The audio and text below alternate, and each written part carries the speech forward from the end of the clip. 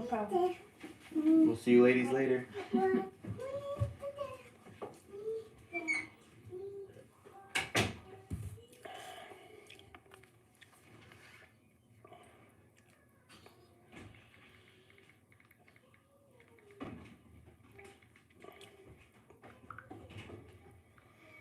Oh, it's taking a little bit to get this sucker set up. Definitely new to this whole technology thing, that's for sure. My boy could come down here and have this sucker set up in an instant, but not me. If I can find my app here on my phone so I know what everybody's saying. Hope everybody's doing all right tonight. It's been it's been a long night trying to get this stuff set up, so okay, bear with me. There we go. Now we're going. Now we're rolling. All right. I think anyway. Most dedicated trapper, you know? No, far from, bud. You know, like I said before, the whole purpose of this series is to show that the blue collar guy can go out and catch numbers, man. That's all it is. That's all it is.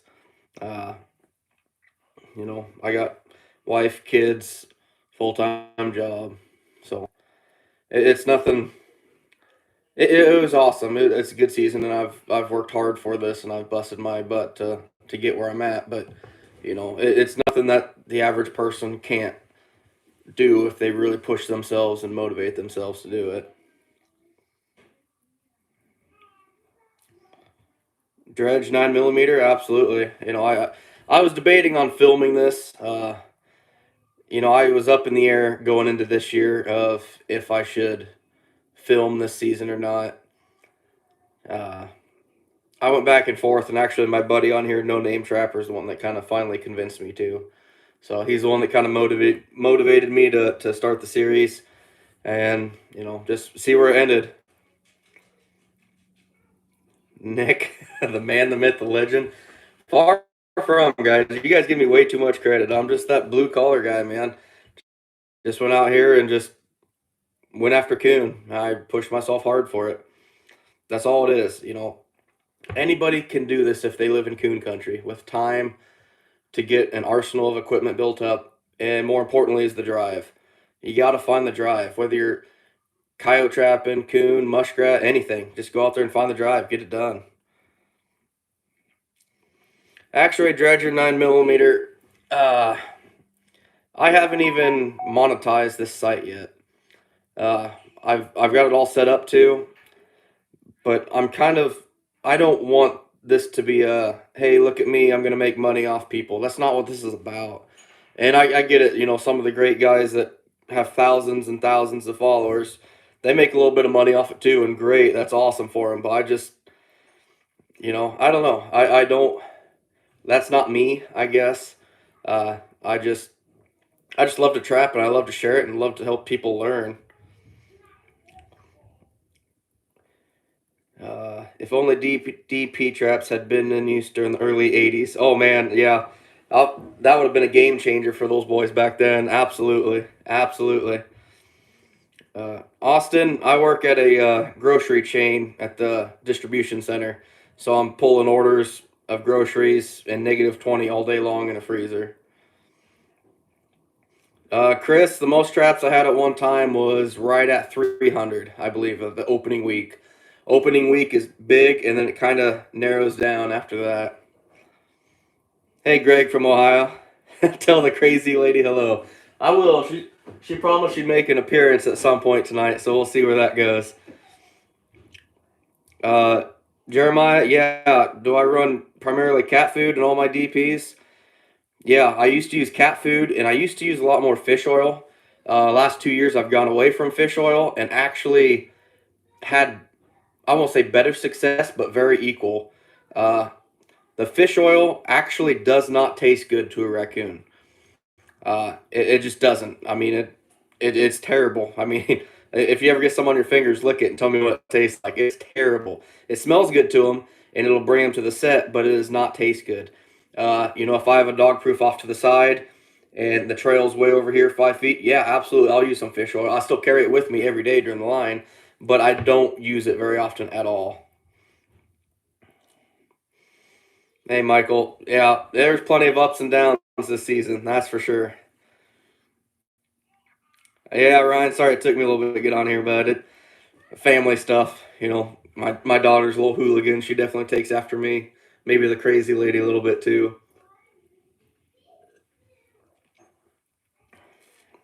Gunner Air, the crazy lady. GFWA, I didn't know you're in Michigan. Favorite traps? Man, that's a tough question. DPs make up a very, very big percentage of my arsenal. Very big. But at the same time, I love my 220s. There's becoming fewer areas to set 220s, just because of houses popping up. Everyone's wanting to get out in the country now, and I'm always losing 220 areas. But to come up on a nice 220 coon or have the opportunity at a bobcat, which I tagged out on bobcats just on accident in 220s this year on coon trails. It's nice, get that versatile catch of different animals and everything's dry. There's no blood, no mess. I love my 220s for sure. Georgia Trapper, yeah, I'm gonna do more videos. I'm not gonna talk about yet. I'll talk about here in a little bit, but I'm definitely planning a beaver line this spring, and I'm starting to get some arrangements lined up. Got contacted some landowners tonight. Gonna be doing a pretty big one, I think, bigger than I ever have by far. Zach, this is your first year trapping, and you caught one coon. I'll tell you what, man, just patience. Learn from people on YouTube. I like my show, but there's guys. Coon Creek Outdoors, he's got a great one. Trapper J has a site too. He catches a lot of fur. Go to some of these sites they're gonna help teach you things. I got started on videos. I bought a bunch of videos. I probably got 60 or 70 trapping DVDs at my place right now, and that's what I learned on. But you know, feel free to soak up YouTube. If you have any questions, get a hold of me on Facebook, Iowa Trapper. Look it up. I'd be happy to answer any question that you have. I'd love to help you out. Gunner Air, what's in the jar? Rum and Coke. I'm a big, well, rum and Pepsi, I guess. That's my big thing.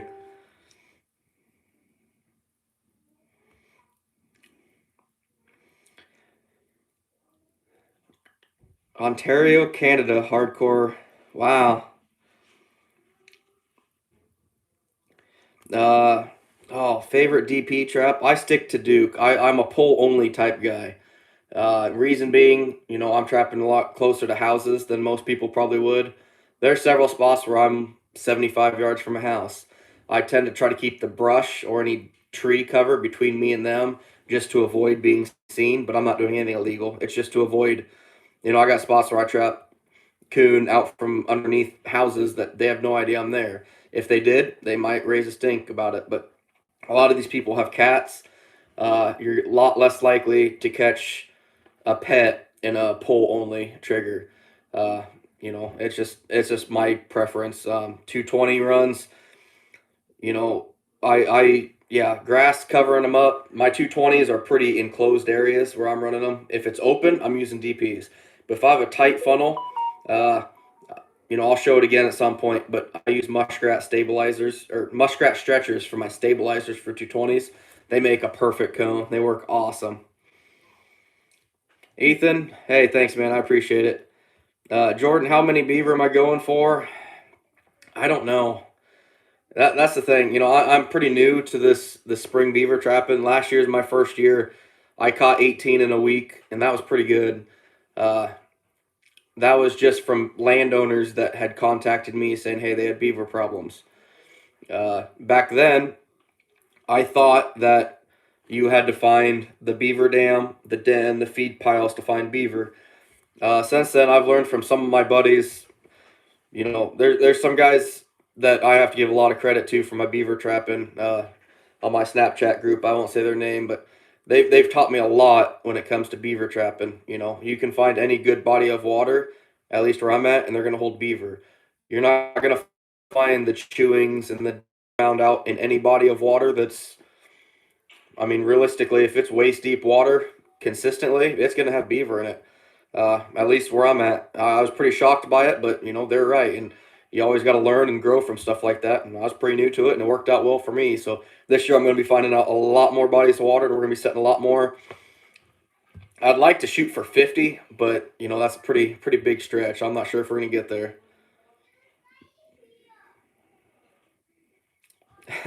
Greg, I'm an awesome teacher. I don't know about that. You know, I have my moments, but I'm going to show you the good, the bad, and the ugly about being a trapper. That's for sure.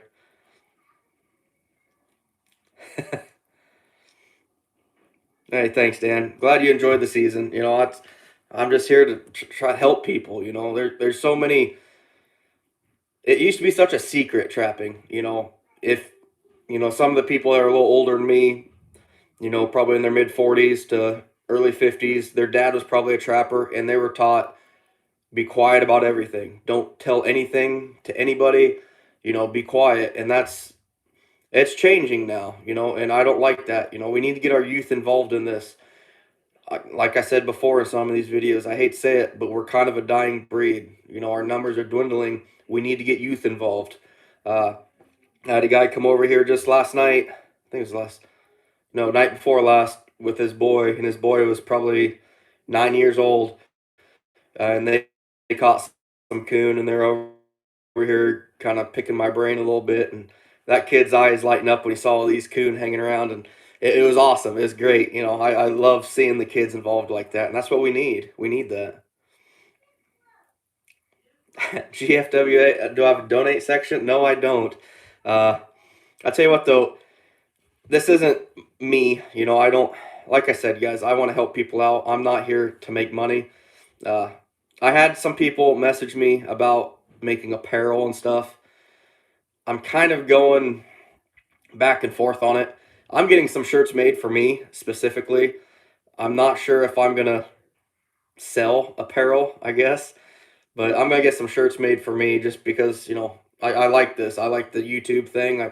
I'm learning a lot about the YouTube because I'm pretty new at that. I'm just a trapper, but you know I kind of my wife's kind of trying to convince me a little bit. You know that crazy lady who's in there taking care of my kids right now.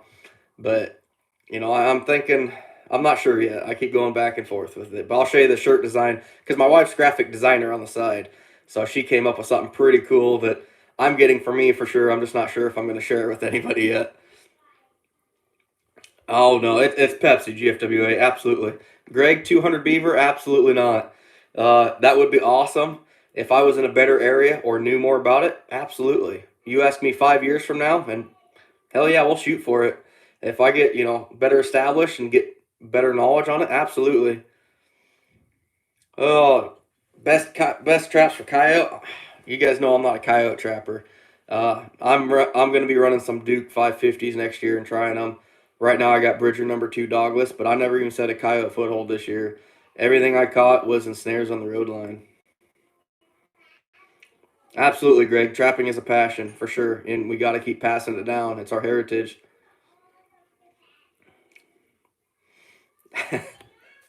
GFWA, boy, you're giving me a lot more credit than I need, bud.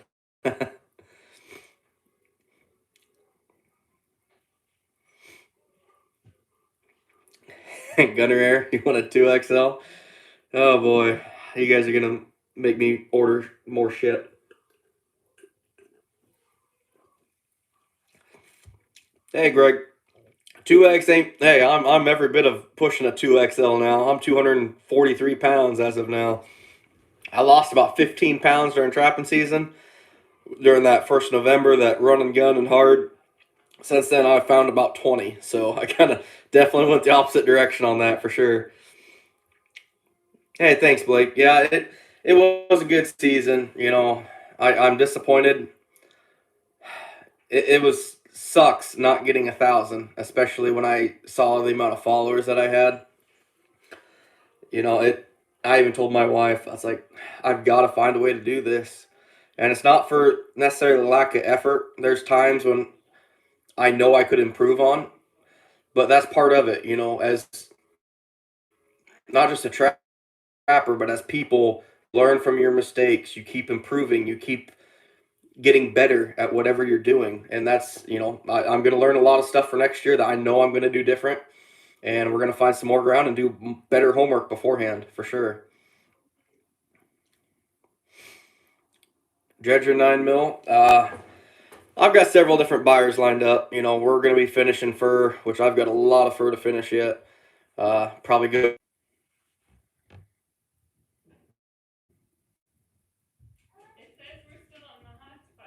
Okay, nope, we're good now. Hey, there's the crazy lady. Say hi. I didn't need her help. We fixed it. I'm not the crazy lady. Yes, she is. The crazy lady that puts up with me. Sorry, guys. I don't know what happened there. Kind of booted us out for a little bit. So. Dixie, come on. Oh, yeah. I don't really beat myself up, guys. I'm just disappointed. It's tough. Logan, you've enjoyed the videos and just getting into trapping, so you've learned a lot. Good. That's the whole purpose, man. Take it in. Things that work for me might not always work for you, but there's several things. I'm gonna do probably stress a lot more on my my trail location videos next year. Really, especially since the page has grown so much, I think a lot of people haven't gone back and looked at them yet. The locations that people can get to, a lot of these locations I drove by for years because I was taught you need water for raccoons. Matter of fact, I've had a couple people reach out to me. How do I say it politely? There are guys that I would definitely say are better than me, guys. They're guys that catch 2,000 to 3,000 coon a year when they want to. And these guys all reached out. You got that 1,000 if you went to water. You done way better if you went to water. And to an extent, they're right, for sure. But I want to show you don't have to have water. You don't need water to have a decent season.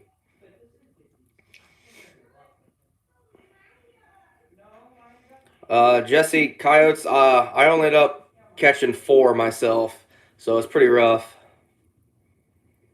Hey, Brian, 37 fox, 17 coyotes, and about 260 coon and a fisher. That's good season, but I'd be happy with that. I'd love to catch a fisher. I'd love to go up north sometime catch one. That'd be fun. You got your first bobcat in a 550. Awesome, awesome. It's fun seeing a bobcat in a foothold, guys. That's a rush. That is a rush. Greg, a super chat.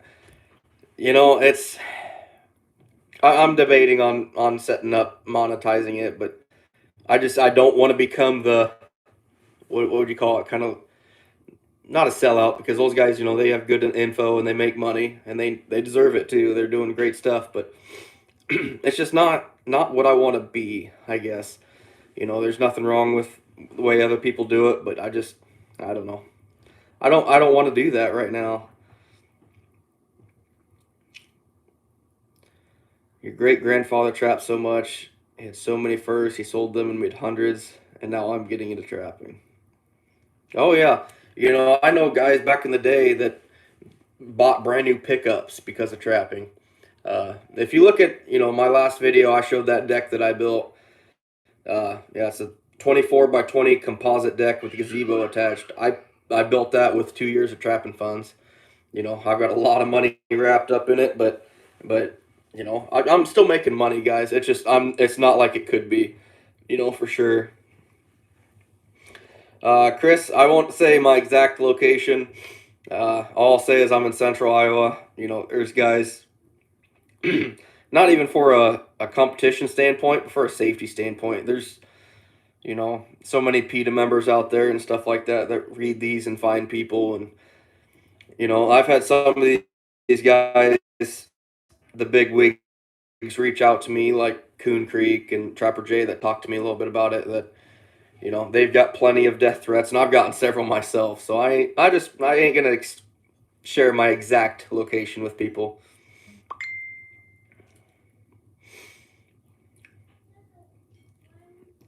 Blake, you're from Kentucky and caught your first bobcat, gray fox, and beaver.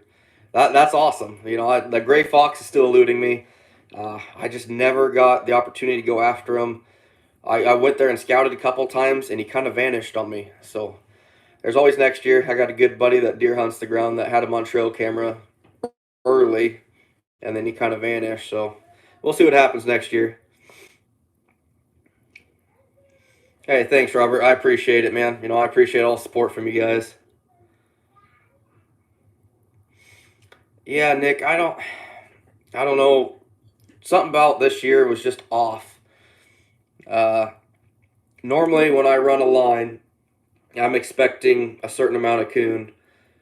And that first week, I did pretty good. First 2 weeks, then I shifted gears to my next route, and I don't remember how many it was off the top of my head, but I set out like I want to say close to 100 traps, like 50 locations, and we caught like 4 coon the next day, and that should have been in the easily the upper 30s to low 40s for a count. I mean, it's virgin ground, great trails, no competition yet, and it just didn't happen, and it continued that way, and that was where my fight started.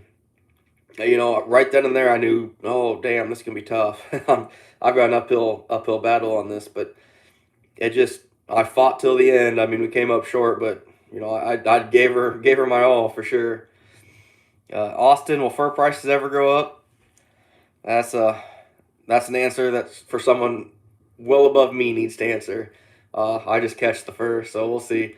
I'm optimistic that we haven't seen that we'll see better prices. It's not going to be like it used to be. I don't see coon prices ever getting 25, $30 again, but I see them being respectable where you can sell a finished coon for 12 to 15.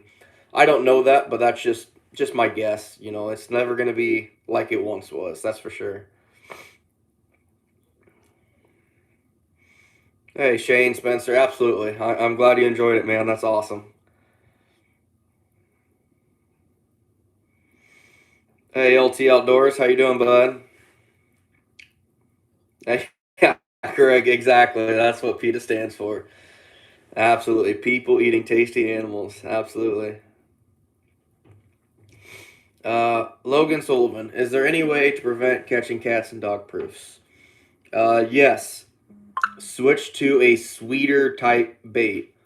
Uh, uh, I run a small business out of my home during the off season. You know, Getting raccoons out of attics or getting them out of they're getting in their trash cans every night. And I've switched to a very, very sweet based bait. Um, there's a number of people that make it. Uh, and it's all variants. It's kind of like I don't even know what you call it. It's got cat food in it. It's got corn. A lot of them have like Cheerios or Fruit Loops or something. A lot of commercial guys make it. I can't think. There's several different variations, but there's something in it that I don't know what it is that makes it very, very sweet smelling. I know Backwater Baits here. He sells it. If I'm going after any coyotes at all, I'll go through Backwater for sure.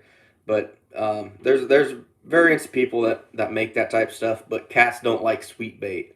So I'd encourage you, if you're looking to avoid cats, that's what I use. There's one farmer here in my town. I caught 22 coon out of his barn this year using just a sweet based bait, and he had house cats everywhere, and I never caught one. So it's proven itself to me. In my opinion, it's more than just a theory. It's pretty well proven itself. You have any permission for private land for after deer hunting's done? Jesse, I'm pretty much running everything on the row here in Iowa, which is the right of way. Just public road ditches. That's all I'm doing. The only private ground I touched this year is when I kind of paused my road line to take those boys trapping. Uh, I took some young men that had a little bit of an interest in it, and their moms reached out to me, and I said, "Yeah, absolutely. I'd love to get some kids involved." So that was fun, seeing their eyes light up. We caught a bunch of muskrats. I showed them a really big beaver and stuff like that. But that's the only private ground I touched the whole time. First year trapping, you caught 8 beaver, 15 rats, and 17 coon, a mink, and 3 skunk. Absolutely, brothers rooted. That's good. Keep at it. Just learn and improve for next year. That's all you got to do. Just keep going, keep going.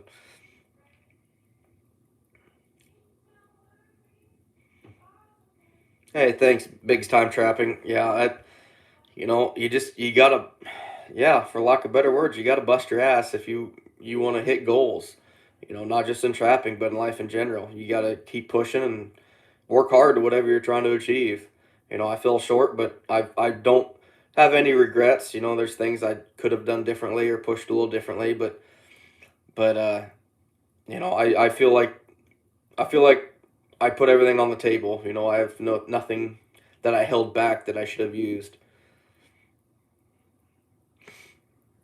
Hey, Chris. Yeah, I don't know of anyone else in Iowa. No, I take it back. My buddy, no name. He's filming in Iowa, but other than that, I don't really know of anyone. I think Trapper Jay came up here a little bit and did some trapping. He was supposed to ride along with me someday, but he never got a hold of me for it.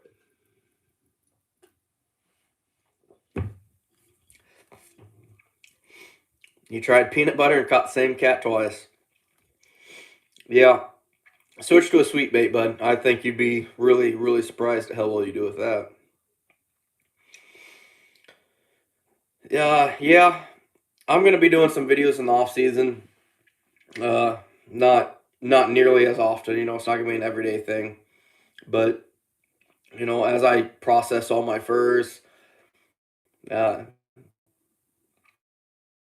do a little bit of grading, um, coon and coyotes. I did a coyote one today, uh, but grading everything. Show you guys my process a little bit. Uh, then here in a little bit, I'll do a what they call the barn side photo. I'll have everything laid out on everything we caught this year and have a big picture. That's always a good time. It's a lot of work. I didn't realize how much work it would be until 2 years ago. Not last year, but the year before I caught seven. Can't remember now. 712 or 714. That was a lot of work getting everything brought outside, getting ready for a picture. That took a few hours getting all that set up. So I'll be doing a lot. I'll be at the trapping convention, the national one up in Spencer. I'll probably do a video before that, because I'll be walking around. Hopefully, people say hi to me, kind of catch up and chit chat and shoot the bull a little bit. Is Beaver Tail good eating? I'm gonna pretend that she didn't hear that. Uh, I don't know. I've never actually tried it. I've never actually tried it. Uh, do I have kids interested in trapping, Austin? I think my daughter might. She's 4, and she loves going out in the shop with dad. She loves seeing the mink. That's her big thing. She has to see the mink. Probably 2 or 3 times a week, she wants to go outside and see the mink. So I'm optimistic. Maybe she'll want to pass it down a little bit. She'll take a little bit of enjoyment out of it.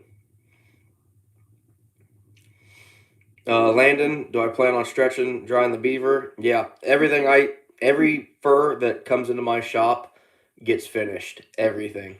I don't sell any fur green. Oh, you're right, Chris. Yeah, Jeff Dunlap was in Iowa. I did see that. Yep, absolutely right. LT Outdoors. I buy all my trapping equipment from Funky Trap Tags in Guthrie Center. I've known Alan, the owner of it, for a few years now, and not only are his prices really, really competitive, but that is just an amazing family. Uh, I think I shared this story on one of my lives before. Excuse me. I went to the convention and I didn't know anybody a few years ago. I had no connections with anybody. I went in looking at stuff and talked to his wife a little bit. She's always there with him. And talked to her, my daughter had just been born the year before, and kind of chit chat a little bit. The following year, I showed up there, and his wife still remembered me, my name, and my daughter's name, and just asking how the family was, and they're just a great family you know, people. They're awesome. And, matter of fact, Alan's called me a couple times this year and we've just kind of talked about random things about trapping. He's very passionate about trapping and he's just a great guy and always willing to help out anybody he can. And I believe in supporting everybody like that that's local. Support your local guys. Cabela's, Bass Pro, they've got the money, especially these years. Support your local guys, your little ma and pa shops. That's. But yeah, Alan's great. He's treated me really well. Treats everybody really well. I've never heard anything bad from him at all. Yeah, Jesse, it was a weird season. I don't know why. Oh, there's no name. There he is. I figured at some point he'd get on here. All right, you can go now. Bye. Jordan, no, I've never caught a cinnamon coon. I've caught a white phase one a few years ago, but I've yet to catch a cinnamon. I think it's gonna happen. I just don't know when. I really hope it does. I'd love to. Actually, one of my good buddies. I shouldn't say good buddies, but a friend of mine that I met at a trapping convention last year that we shared a few beers with. His boy caught one this year over in southeastern Iowa, and that was cool. That was awesome seeing him catch one.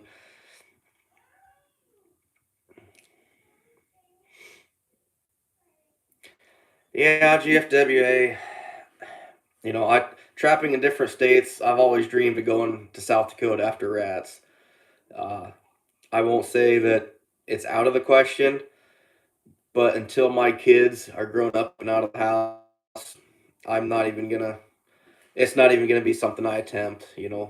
That's one thing I told my wife when I started this. I will be home every night. I'll be here to help with the kids, and that's just being a dad's gonna come first before any trapping. I love trapping to death, but I love my kids more, so I'm always gonna be here. Uh, but one day, yes, absolutely, I'd love to. I'd love to go. I got a good buddy in Nebraska in the Sand Hills that catches a crap load of coyotes every year. I'd love to go out there and try that. I'd love to go up north after like Wolverine, Martin, stuff like that. I think that'd just be a blast. What brand DP do I prefer? Duke's, pull only. That's the only way to go for me. Yeah, no name. Alan is a heck of a good guy. That's like I said. That's the reason I go to him for everything. He stands behind his product. He's just a great person.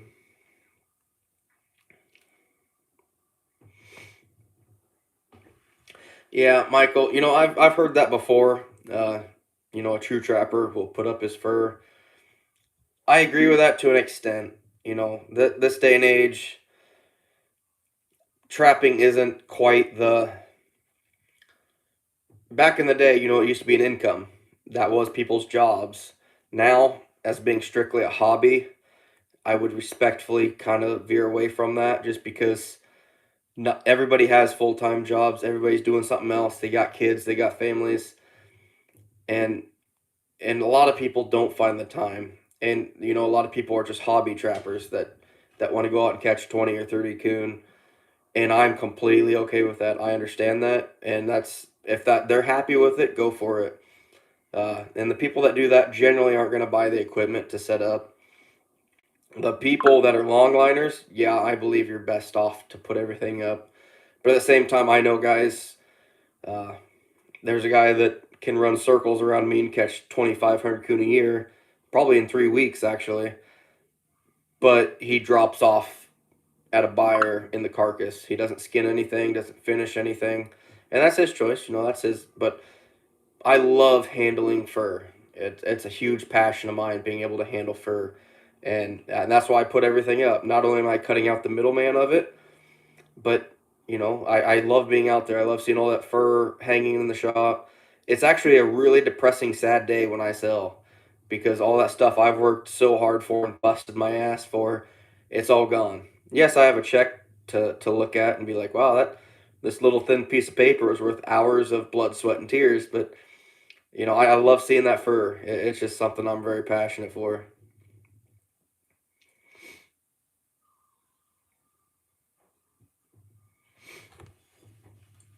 Hey, don't trash talk each other too much there, Ryan.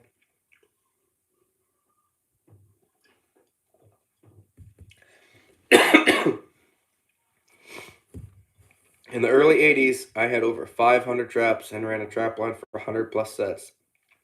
I miss those days. Absolutely, Greg. That was before I was born for sure. But, my dad always tells me little stories that you never saw a raccoon sitting in the ditch or on the road because it was picked up and you could sell it for $30, no problem. Uh, it's definitely different now.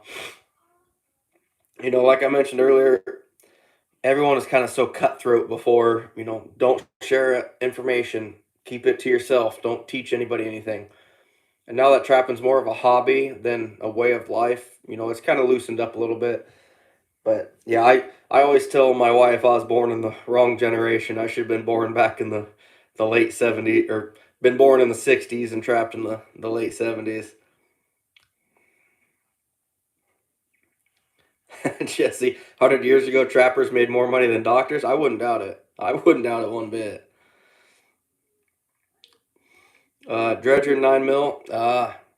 What do I do with all the carcasses and stuff? Everything I don't use from any animal goes in a big pit in my backyard. Now I say backyard, it's actually about 100 yards away from the house. But I have a good neighbor that for a couple bottles of liquor, he'll come out and dig I think it's 12 by 14 foot by 8 foot hole with his backhoe for me. I'm very thankful he's willing to do that. Matter of fact, I go over there and I probably drink half those bottles of liquor from him anyway. So, but very thankful for that. And then he'll come over with his bobcat here this spring, which I promised the wife I would fill that hole up a lot sooner this year, as last year it got a little stinky. Okay, she didn't hear me. Yeah, I got in a little trouble for that. It was probably close to May before we got it covered up last year, so I got in a little bit of trouble with that.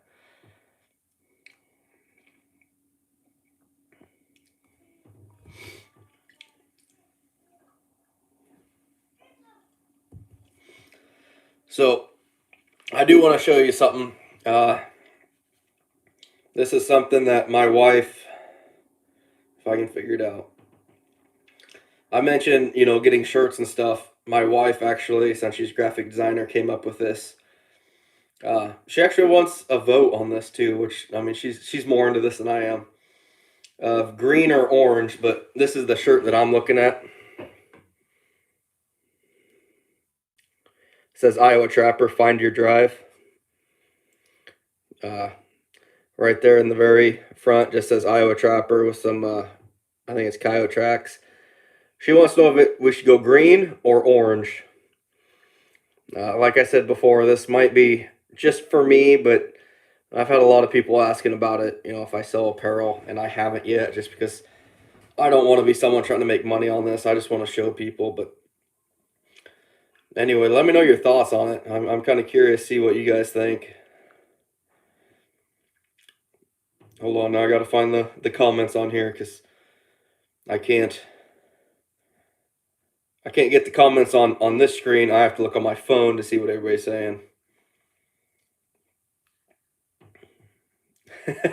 Already votes coming in. Green, orange, green, green, green. Oh, don't say green. She wanted green. I wanted orange. Oh, shoot. There was a comment on here. Do I sell whole critters to taxidermists, James? Absolutely. No, Jesse, I'm drinking rum and Coke, which I'm going to go make another one here in a second. But no, I do, James, absolutely. I have a few taxidermists. I have a few tanneries. I have a lot of different markets for furs that, quite frankly, I busted my ass to find. No name trapper on here. He knows how hard I've worked this summer from like June on, finding markets, finding skull markets, claws,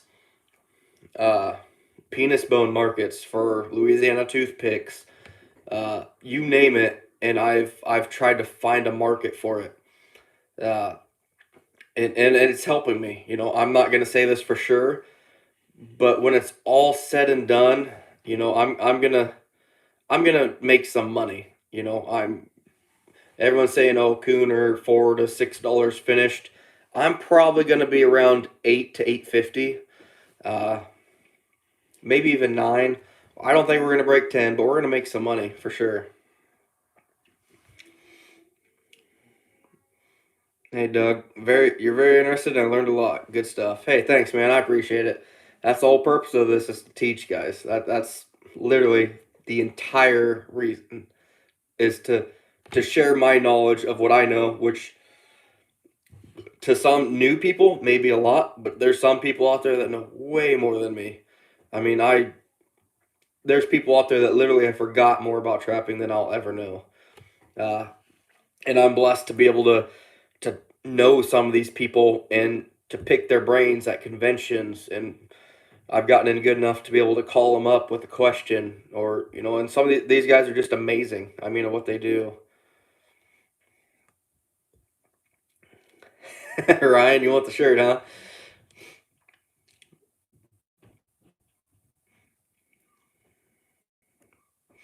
So how can I buy before you skin?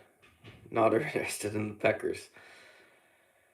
Oh boy, I don't even know, bud. Orange. There we go, Jeremiah. Thank you for the orange. I need that.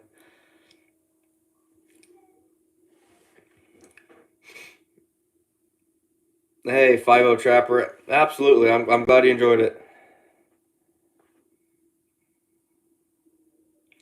Yeah, Michael. That's the thing. You said you want to teach anyone that wants to go with you, and that's good. That's what you need. Uh, I had this big goal in mind this year. I don't remember what week it was. Probably the third week. Uh, I took those boys trapping, and I won't say it set me back because it didn't. That's not what it's saying. But I put my goals on pause to be able to take these kids trapping, uh, and I love that. My actually their moms reached out to me here. It was like 2 weeks afterwards, and they said those boys are still talking about it, and that excites me. I'm gonna reach out to them next year and say, hey, they'll be a little older this year, so if they want to go with me for a little bit longer line, they're more than welcome to. They're pretty young yet, so I don't want to. I wasn't gonna take them on a 8 to 10 hour endeavor of running traps, but take them out for an hour, hour and a half, absolutely. As long as you have fur to put in front of them and show them, yeah, they're gonna love it. And that's what I did, and I'm so glad I did because it's our job to pass this down to other people. It's absolutely our job.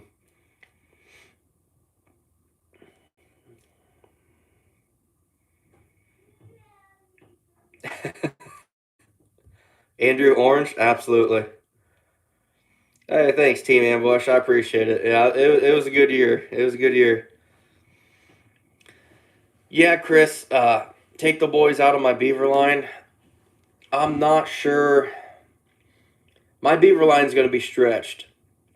Uh, we don't have a crazy a lot of water around here. We have some big water systems, but they're few and far between. So my beaver line, like as of right now, I'm hoping to get probably 75 to 100 sets out. But to do that, I'm probably going to cover 200 miles. And that's putting 2 or 3 sets at every location. I'm going to be covering a lot of ground. I'm planning on, there's a couple spots where I'm actually going to boat down some water systems. As I said earlier, I'm trying to work on getting some permission established for that yet, but I got a couple of water systems. One I'm planning on taking No Name Trapper down with me that we're gonna catch some beaver, and there's another one that I'm working on establishing some permission since it's on private ground. But it's just I think it'd be a little overwhelming for them. Uh, if I can find you know 10 or 12 good locations within a 10 mile stretch at 50 something pounds. There's a video with them with me pulling it out, and they thought that was awesome. That beaver basically weighed more than a couple of the kids, I think. So it was fun. If I can find something close or if their moms reach out, absolutely, I'd love to take them again.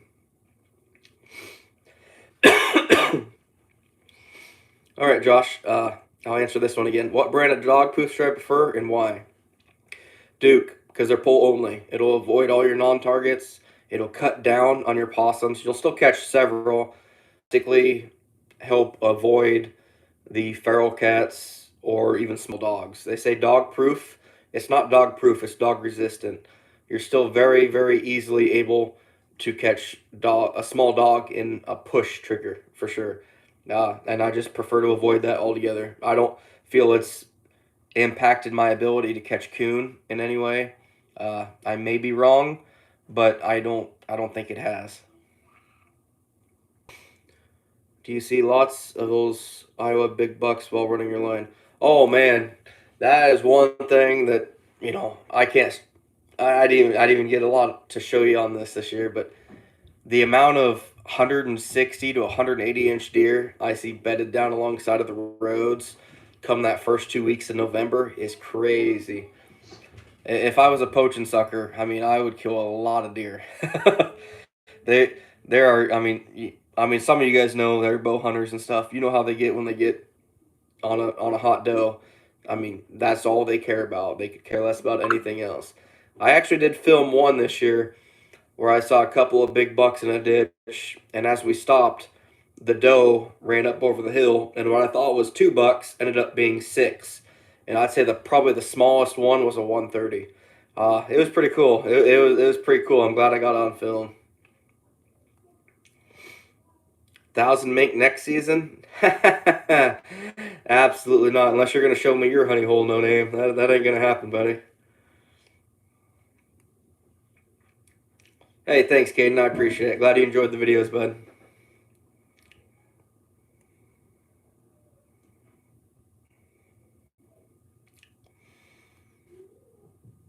Eli, hey, it was a good season, bud. It was a struggle, still slightly disappointed, but I feel like I gave it my all, so I can't be too upset.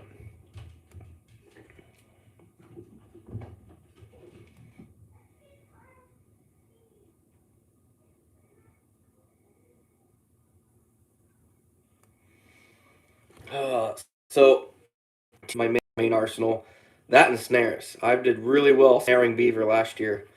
Uh, I'm going to be running a lot of re-rod drowners, just a slide on half-inch rebar going down to the bottom, stick the bottom in the mud deep, and put a T-post through the top of it.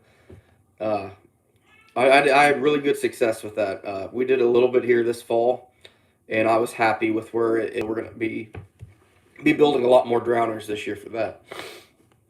But yeah, I love my snares, and they're cheap to make.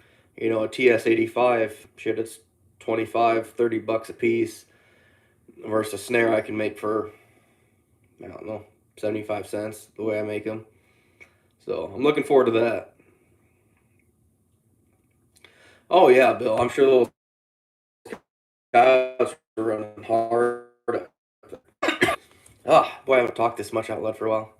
But yeah, it's gonna get cold here too. There's this whole next week. I think lows are in the negatives for a week, so it's gonna get pretty chilly. That's for sure.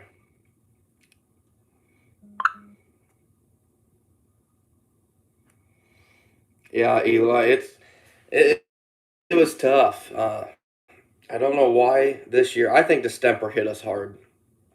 I truly believe distemper came through and hit us hard. I may be wrong on that, but I found a lot more dead coon in the ditches than I have before.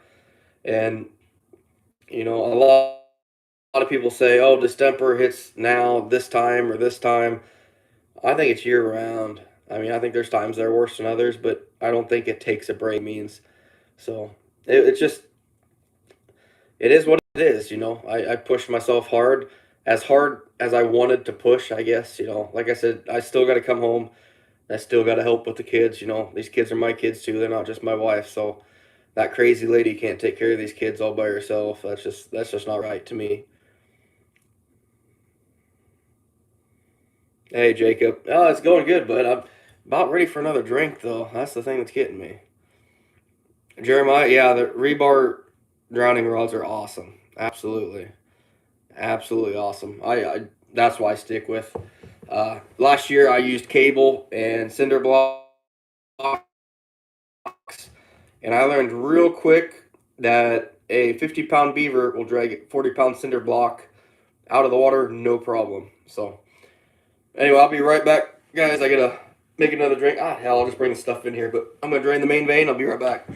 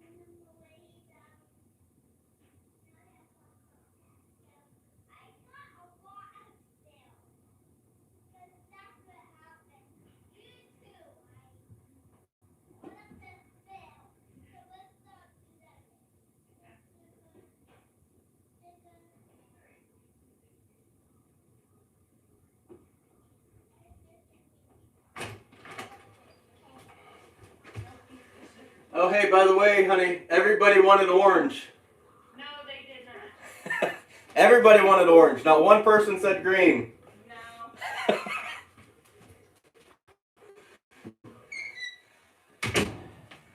I gotta tell her that just to get her riled up. She was dead set on this green thing, and I was like, I look good in orange. I gotta stick with the orange. Okay, Dredger, it doesn't take me that long.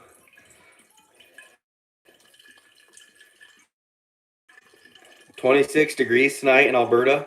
-26. Wow, that's crazy. Is that normal for you guys?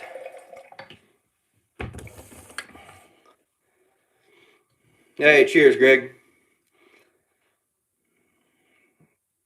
Cold as balls in Ohio. I don't doubt it. From southern Illinois, northern Alberta. -36 in Saskatchewan. Wow, that's insane. I'm not sure what this jar is, but I know if I do it just right, a 12-ounce can will fill it to the top, but I didn't put 2 ice cubes in it this time, so I was in a hurry. I had to come back.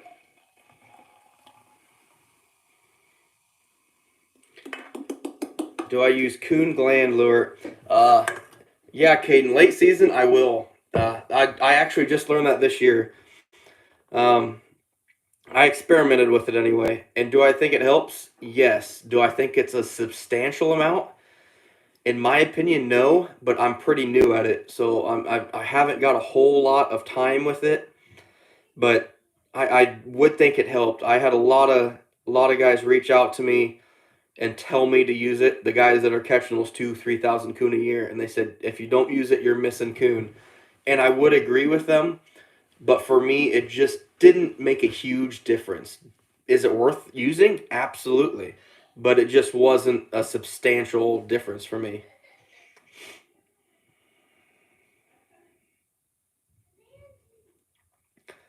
Yukon Jack and Royal Crown Dredger. Nice. Yeah, I'm cheap. You know, we're using Paramount rum, so I'm that guy. I am definitely that guy.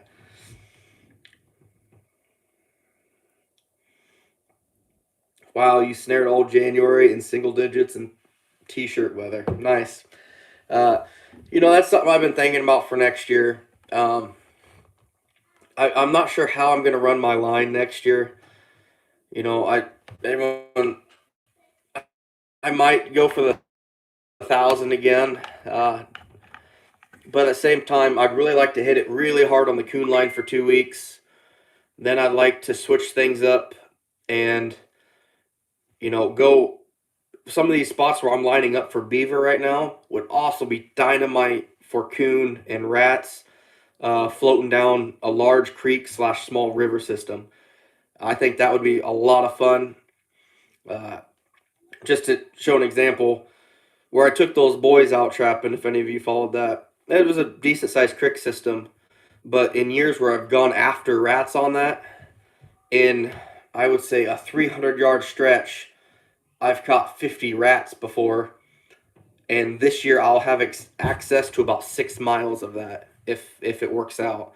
So I'm really thinking I might just for a week take time and float down some of these creek systems. Just it'd be something different, something I've never done before that I think would be fun. Something that'd be fun to video too. I don't see a lot of other than Clint Locklear. He has a video on Riverin, going after beaver and otter and stuff. But I think it'd just be fun to do. I'm not going to catch any huge numbers. I could rats. I could pick up 200-300 rats, I think, off something like that. But, I might catch 100 coon at best. But I think it would be something fun. It'd be something new. Hey, Greg, you like how I mix a drink? Absolutely. Go big or go home.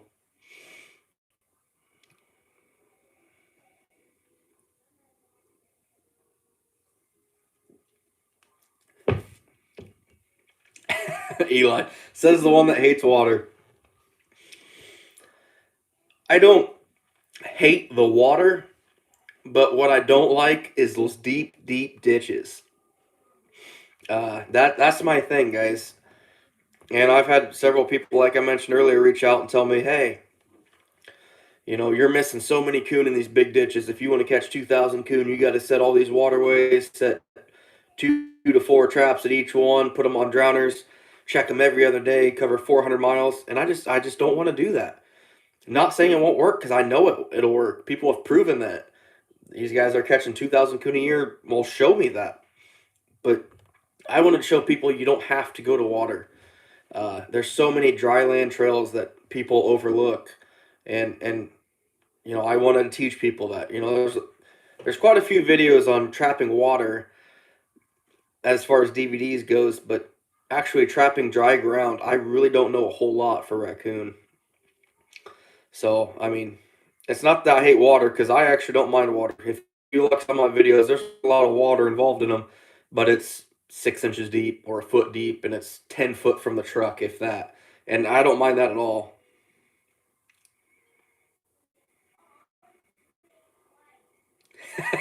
Two more drinks and take my Nordic track for a spin. That'd probably get pretty ugly pretty quick, but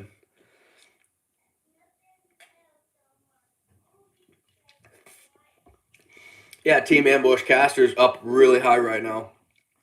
Uh, actually, I'm actually a buyer of Caster. One of my main fur buyers. I buy some Caster for him. So if any of you guys ever want to sell any Caster, message me on Facebook on Iowa Trapper. I'd be happy to buy some Caster off you. But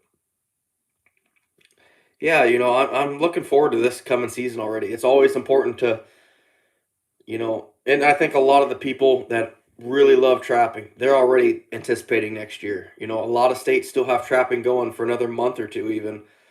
And I'm really looking forward to beaver trapping. As I showed you in my video today, I did some kind of rough coyote grading for you. But I'm already in the back of my head planning on building beaver snares and what I need to make for them. How am I going to modify my TS85s? I need to get rebar made or ordered so I can, excuse me, make some more drowners. I'm always running through that stuff in my head. What can I do better? How can I improve myself? And we all need to do that, whether it's trapping or being a parent or anything, your job. We all need to strive to be better, and that's what it takes.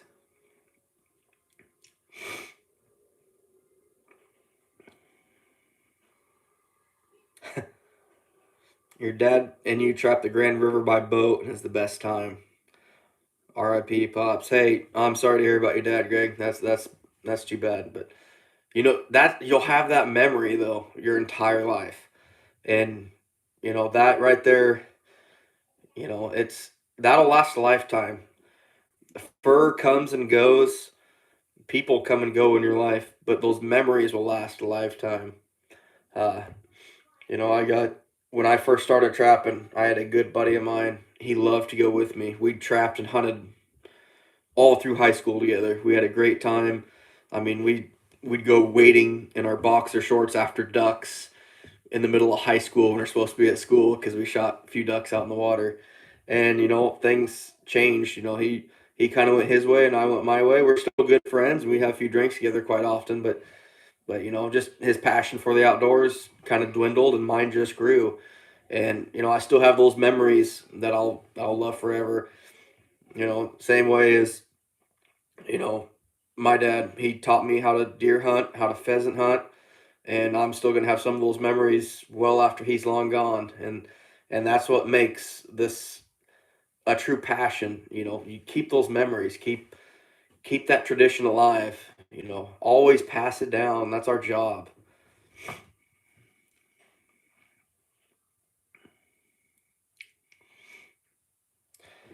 Jeremiah, you like dry land? It's faster and get more sets in and remade than water. I would agree.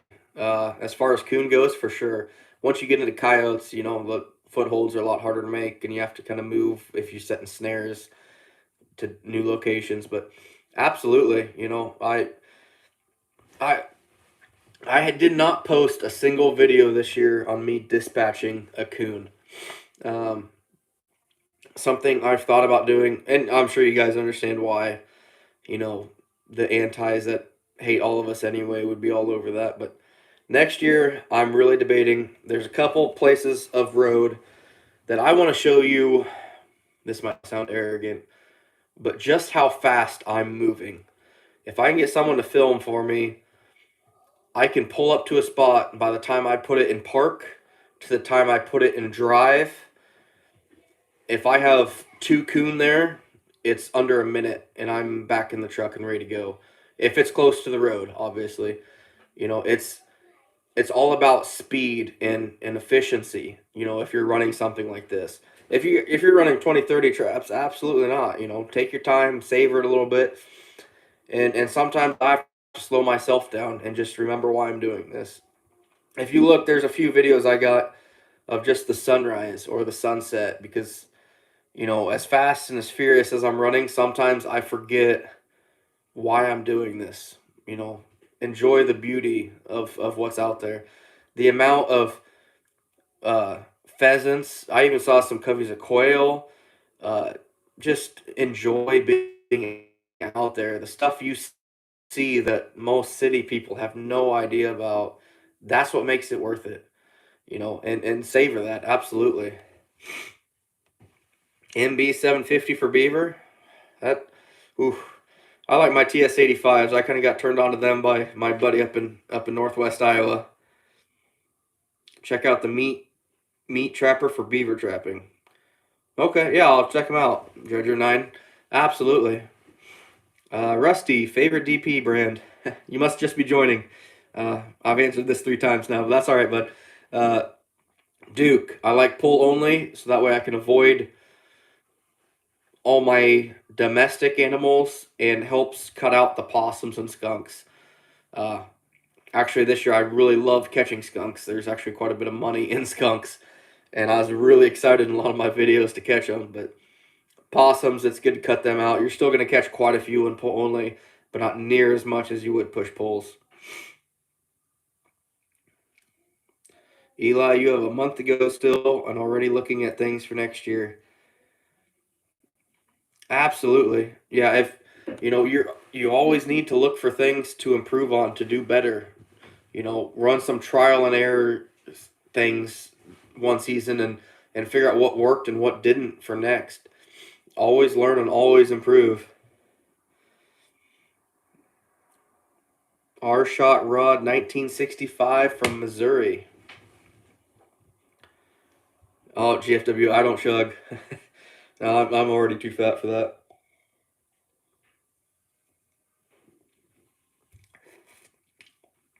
Team Ambush, Essence is like gold right now. I'm still working on that, but that's another thing. Skunks, I'm keeping all the essence. Mink, keeping the glands. Coyotes, keeping the glands. The gland market, it's, what do I say? It's hit or miss. You got to really have a connection. I'm actually talking to a couple of guys for glands. Some are going to Bruce at Backwater.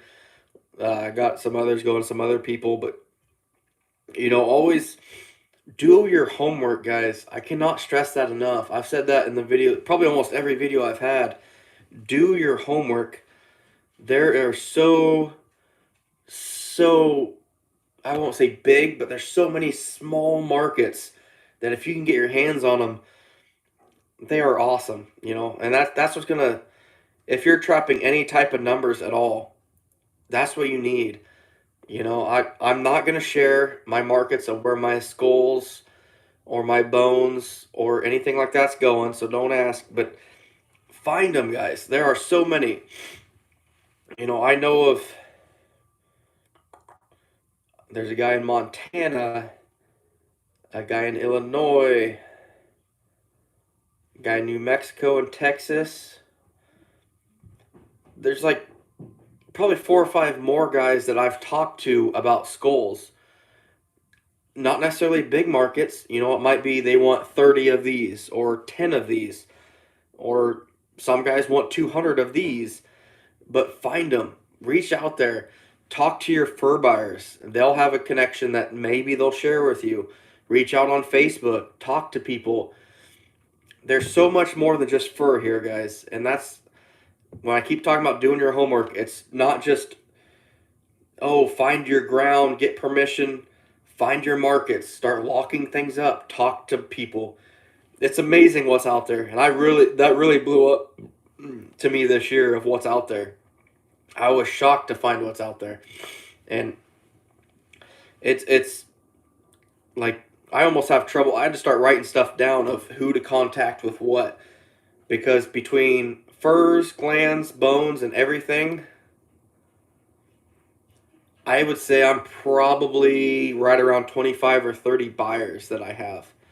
There are so many different things, and honestly it kind of gets overwhelming a little bit, trying to keep track of everything. Hey, contact this person for these mink glands, or contact this person because I got 20 skunk skulls that he wanted.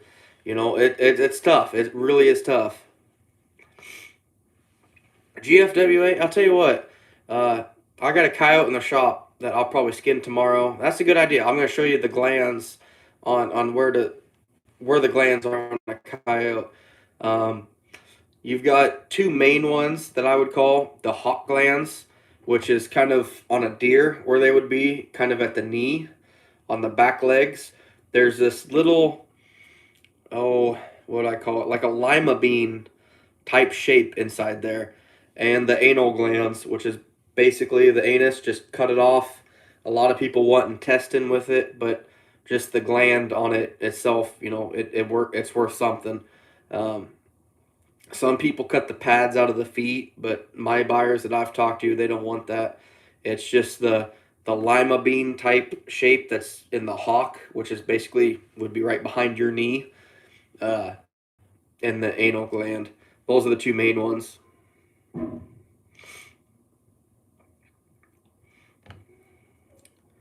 How do I find places sell fur? You can't find anywhere I live. Logan, reach out to people. Reach out to any of your connections. Build connections. Uh, like I said, my fur alone, I've got probably 5 or 6 people, excluding my taxidermy markets. But just reach out. There's plenty of people out there. They're just, you don't hear about them. Yeah, there's the big ones, the Groenwald, who's basically, I hate to say it, but kind of a monopoly anymore. Uh, he's kind of the main buyer that's taken over the U.S. and he always buys. It seems like pretty much. But there's littler guys, there's smaller guys, there's your local guys. I can't tell you who they are, especially from where you're from, but they're out there. So go out there, do your homework, talk to. I don't know how to explain it, but get your name out there. Start talking to people, and they'll come to you. I've had, oh shoot, I get probably a message or two every week of someone, hey, do you have any raccoon skulls, or hey, do you by any chance have any skunk essence? Just things like that. And it's once you get your name out there, you'd be surprised at what you come across. But yes, it does drastically help because probably of these video series and just the quantity that I'm catching. But that doesn't mean that you can't catch 20 coon and have a market for their skulls or the penis bone or claws. Um, just talk to some of your local taxidermists. They can probably set you in the right direction as well.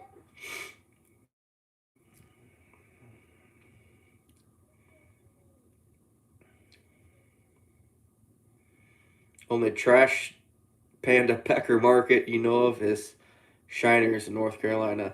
Oh, they're around, I promise you. Ohio Trapper. Hey, Justin, dude, what a season. Hey, thanks, man. I appreciate it.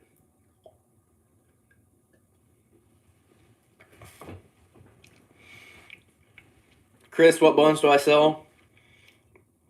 You name it. Mostly skulls, pecker bones, claws. I've had a lady get a hold of me wanting, it was like 20 femur bones from a raccoon. I'm not going to ask why, but whatever. Anything you can find. Absolutely. Tennessee toothpick. I always thought it was Louisiana toothpick. Toothpick. Oh boy, it's starting to kick in a little bit. Aaron, awesome videos. Your videos gave me the push to get back into trapping. And that right there, Aaron, is why I did this. I've had so many people reach out to me and tell me how happy they are that they got into this. They saw my series and it pushed them to start trapping again or to make them push harder. That is the whole purpose of this series, guys. I can't stress that enough. I've said this before, but I had this 70-year-old guy message me a few weeks ago. It might be even a couple months ago now, but he told me that he used to trap back in the day, the 70s and 80s, and he hasn't set a trap in, yeah, it's like 30 some years or something like that. But he he went out and set a couple traps because of watching my videos. And that right there is why I've done this. To get people involved, get out there trapping. If you're a 5 coon trapper, a 50 or a 500, it doesn't matter. Get out there and trap. Push yourself. Hey, you caught 5 coon last year. You know what? Set a goal for 20 this year. Figure out what you learned off that 5 from last year and go after 20. If you catch 10, hey, that's the whole purpose of this video. Thank you, Aaron, for saying that. That right there makes my day. Seeing people like you say stuff like that. I have messages like that probably once or twice a week, and that lights me up. I mean, that is awesome. That makes me so happy to see that.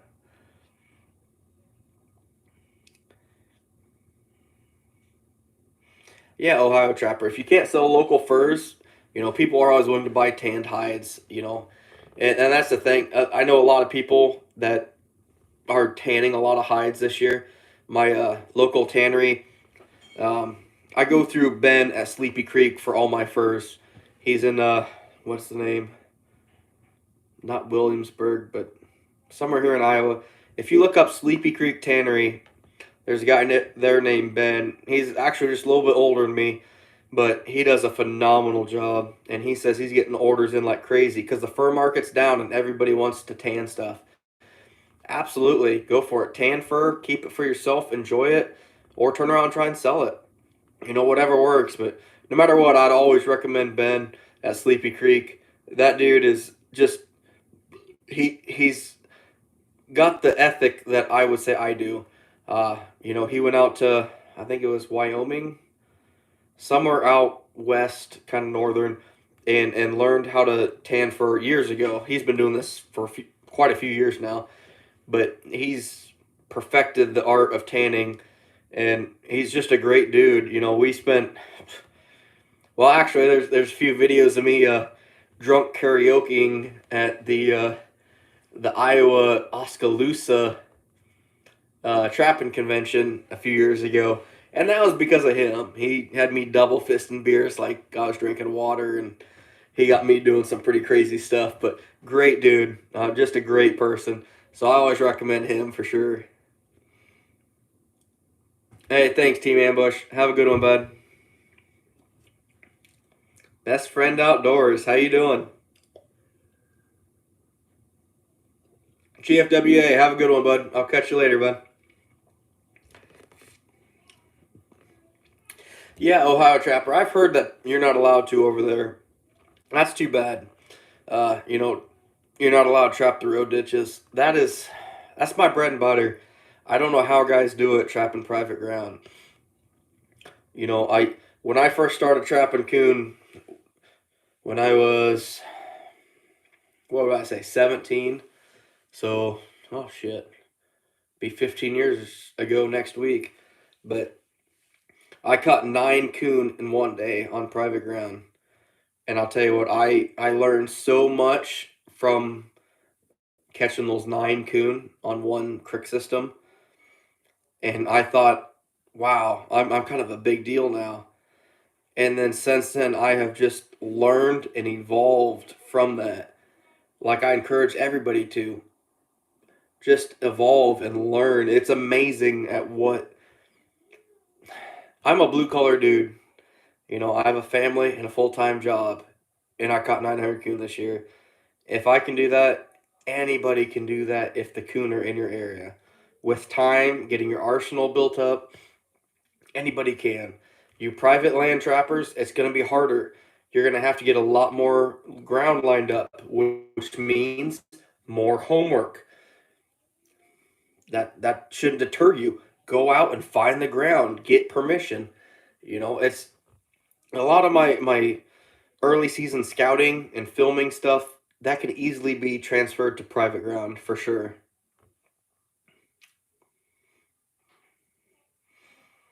Hey Greg, I'm always gonna keep trapping passion alive, bud. No matter what, that's who I am. I won't ever stop. I think I've said it before. If I live to 80 years old, if I go out and set 6 traps and catch 3 coon and a mink that year, that will be a goal. That will be a success in my eyes. It's not about numbers. Yes, this was 1,000 raccoon series, but the numbers don't mean anything. It's the drive that you have. If you're in your 70s and you go out and catch 20 coon and you push yourself hard, awesome, great job, congratulations. That's an achievement. It's not, I'm still young. I'm 33 and I've still got some legs left, some back that hasn't been destroyed yet. And it's all about pushing. Push yourself as hard as you can or you want to achieve your goal. Hey Mark, I appreciate it, man. It was a good season. I'm a little disappointed in it, but I'm still happy. Yeah, Jeremiah, Illinois doesn't have it either. There's quite a few states that don't have the right of way, so I'm pretty happy with what I got. There are hundreds of farmers in Iowa that will never tell a trapper no, but you must respect them and their land. Don't make ruts, don't spook cattle, etc. Absolutely, Levi. 100% agree with you. Uh, I've ran into that problem deer hunting before I learned how to trap. Uh, if you do something to basically piss off a farmer, leave ruts through his cornfield, or I've even heard of people shooting a cow, that farmer is never going to allow another person. Bottom line, whether it was you that did it or not, or someone before you, it's not going to happen. Especially on private ground, you have to respect the land that you're on. And a lot of people don't look at it that way, but you have to, and that's the thing, I I took that private ground where I took those boys on.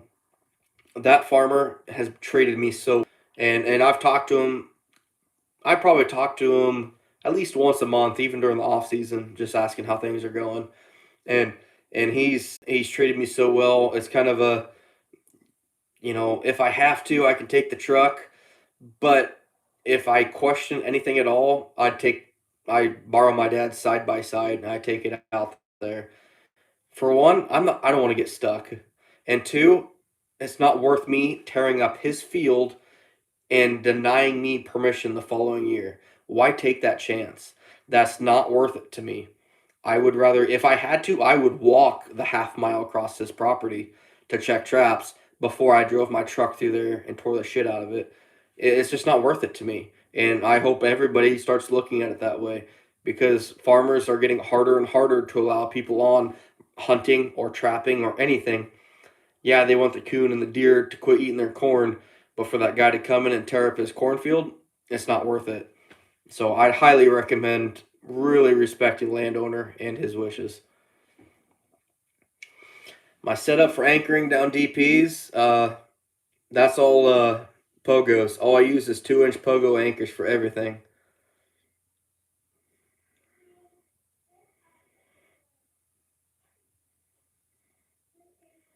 Absolutely, Ohio Trapper. That's what you gotta do. You gotta knock on doors, find the private property.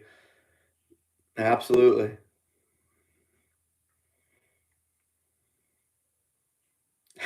Ken, you want some crazy lady, huh? She's in there with the kids right now, but I'll get her in here before it's all over with for sure.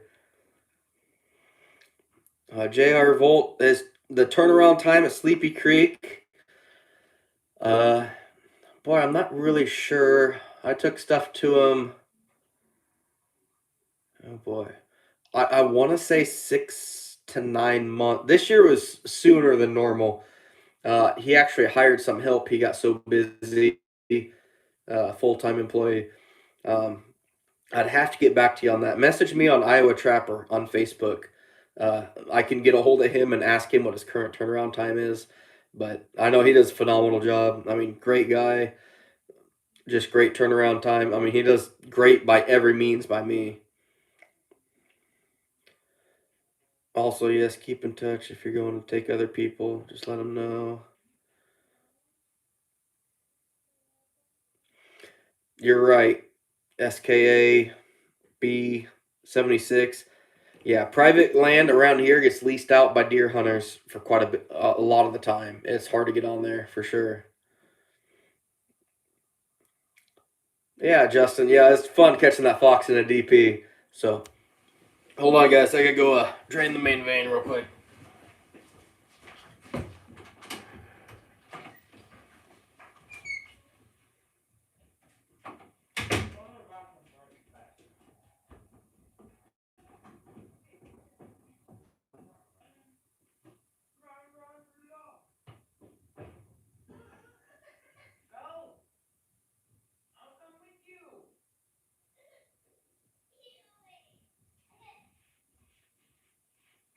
Come on. Come on. Fine.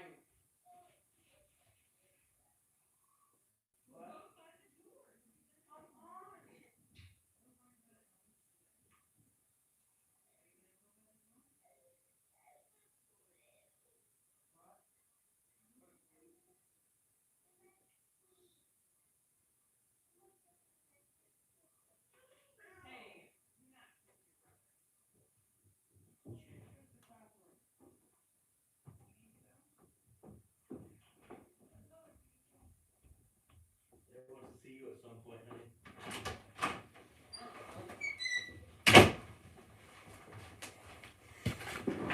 All right, sorry guys. I have the bladder of like a. Hi Noah. Hi. It's my boy back there, kind of sneaking in on us.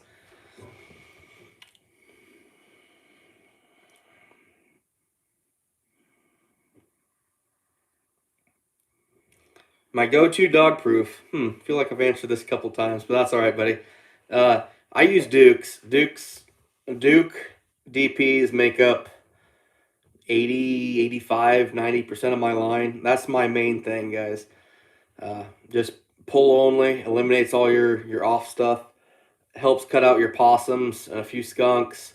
It won't eliminate them, but it'll help cut them out for sure.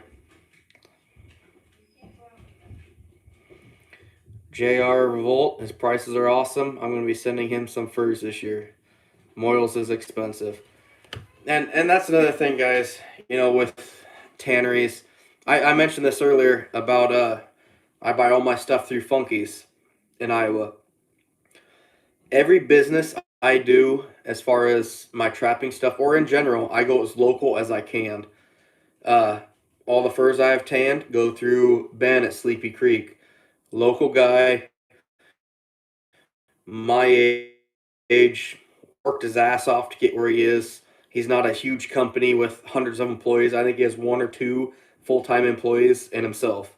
Uh, you know, Alan at Funky Trap Tags. It's him, his wife, and I think he has one or two other people that work for him. Great people, great local people here in Iowa, and they bust their ass to do what they can for everybody else. So I can only support them. I mean, absolutely. Like I said before, Bass Pro and Cabela's, they have thousands of people and stocks and everything else. I support these local guys. Their prices are good, better than most places, and they treat people well. You got to go with them.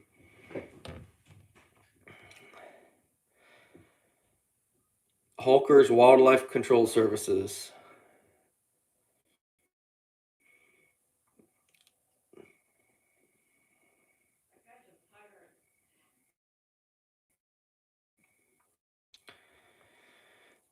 Yeah, you're going to have problems with that. If you knocked on a bunch of doors and each one of them said that previous people screwed up and they no longer allow it.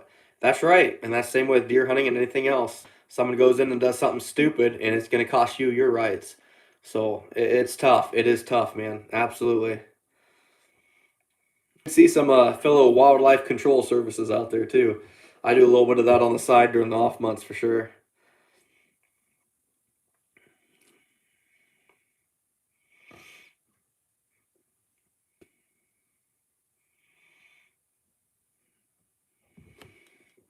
Hey, glad to see a few of you guys are making connections with each other. That's awesome. Go for it, guys. Connect with each other, learn something from each other, find markets with each other. Absolutely. The Rapaways, do I find the color of DPs makes a difference? As in white? No.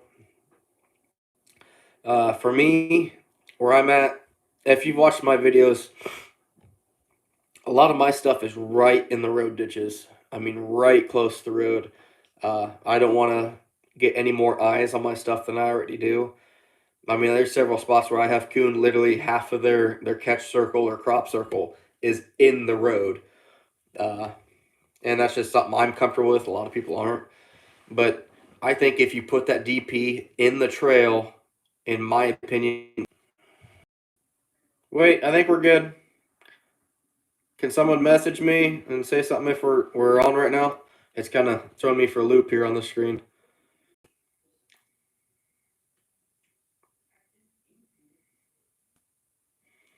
But uh okay. Okay, we're good. Awesome, perfect. Chris C. Haas, you supported Funkies for Alan. Chris C. Haas, you supported Funkies for Alan owned it. Was it the Alan before? Was it Wayne way back when, or was it when those two ladies had it? I'm curious. Funky's gone through some transitions here last few years, so I'm curious who you went through. Hey, sorry guys. Our internet is not the best. We don't live in town. We're out here about 7 miles from the nearest town, so our internet's not the greatest. So bear with us on that. David Andrews, plan on doing some barn wall picks of your catch? Absolutely. Uh, when everything's all said and done in about 2 months, once I get everything finished, it's not going to be a barn wall. We're going to be standing on top of the barn taking a picture on the grass because that's going to be quite a few furs to take a picture of. So it's going to take a while, but we'll get there.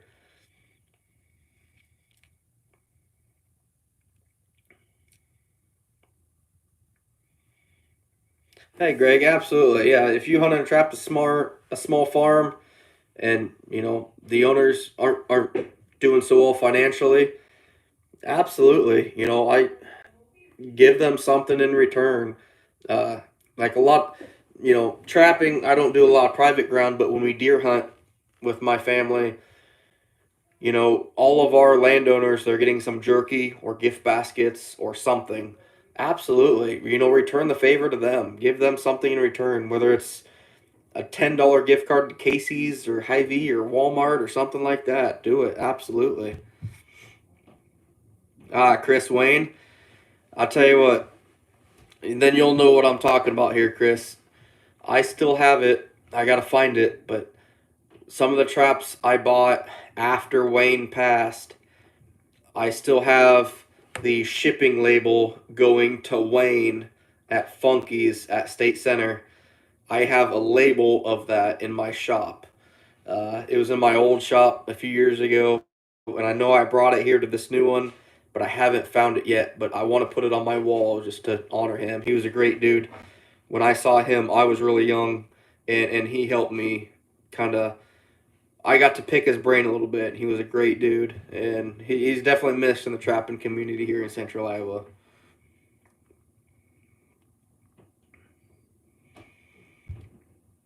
Alex, you want to do a video on how I tag my traps? Absolutely. I'm getting ready. I'm making some beaver snares, and I got some more beaver footholds coming.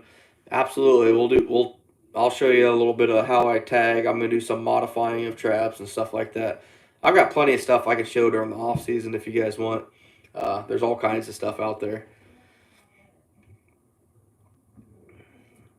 Ohio Trapper, if I had to choose one single coon lure to carry with me, and you like the moonshine from caverns, but the deer love it too. They're constantly screwing with it.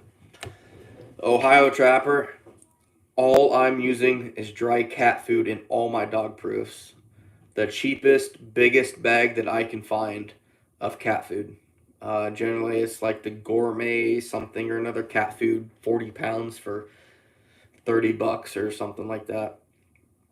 That's all I'm using. I mean, it's a lot cheaper now. I want to say it's like 21 or 22. So you don't need, I'm not gonna say you don't need lure. There are plenty of people out there, lure makers and stuff, that do great work, that increase success. But in my opinion, cat food is enough most of the time. Hey, best friends outdoors, have a good one, bud.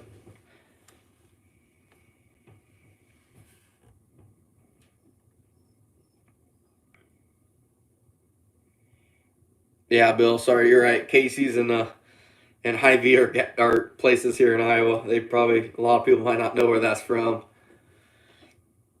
Yeah, Greg, Blackie Blends, that's absolutely. They're a very well-known lure and bait maker, and they make great product, and I will never bash them by any means. Do I think you have to have something like that to catch coon?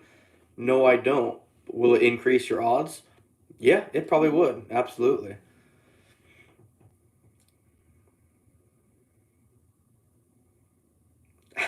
Taking your crazy lady out for dinner. Yeah, my crazy lady's gonna be making an appearance here at some point. I'm not sure when yet, but she'll be here. Oh, Chris, that's cool. The guy who taught you how to trap was a good friend of Wayne. Wayne was a good dude. Yeah, absolutely. If you had any relationship with him at all, yeah, that was a good one for sure. Halker's Wildlife, yeah. This beaver video is gonna be interesting. I'm not quite sure how I'm gonna go about it yet, but we're gonna have some fun with it. That's for sure. As soon as the ice is out, which I mean could be early March, late March, early April, whenever it's out, we're gonna be going after him hard.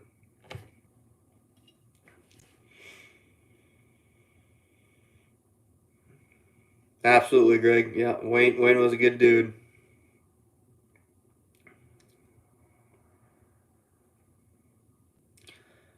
All right, Ohio Trapper. You use cat food and like to use lure to pull coon out of the creek so I can drive by on the four-wheeler normally. Absolutely. I use cat food, but that's not a rule. That's not saying this is what you have to use. Use whatever you're comfortable with, man. Absolutely. I encourage everybody to do that. If you have an idea or something that you're set in that you like that works for you, don't change it. Absolutely not. Stick with what you like and what works for you. Just, what's good for person A might not always be good for person B. Just go with what you feel.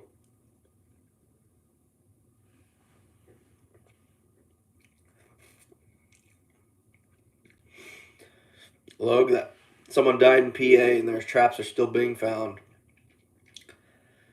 Yeah, that's too bad, man. That's sad, but yeah, if they died down during the trap line, yeah, I'm sure if they're a long line and there could be a lot of traps on the ground.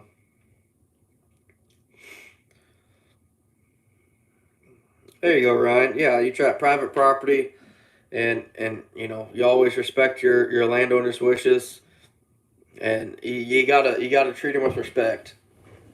Uh, I got to give Ryan a little credit for these videos too. Uh, Ryan Osmond's a pretty good friend of mine. A couple years ago, I kind of gave him my input on trapping a little bit. And I'll tell you what, this kid, he goes out there and he pushes hard. He has a lot more struggles than a lot of us do. And, when he goes out and catches 10 coon, that's probably close to me catching 200 coon. Uh, but he goes out there and pushes. And matter of fact, he's given me the inspiration and drive to keep pushing harder. He's a great kid and keeps pushing, and I'm going to keep pushing him to become better. And he's still hunting for that 100 coon season. It didn't quite happen this year for him, but I got a feeling in the next few years he's going to hit it, and I know he is because I'm not going to let him not get it. I'm going to keep pushing him hard, and he's got a lot more obstacles than the average person does to overcome, and it doesn't phase him. He keeps going and pushing just like any other trapper, and that's part of the reason too. Him and No Name Trapper are the two people that kind of pushed me to do this video series.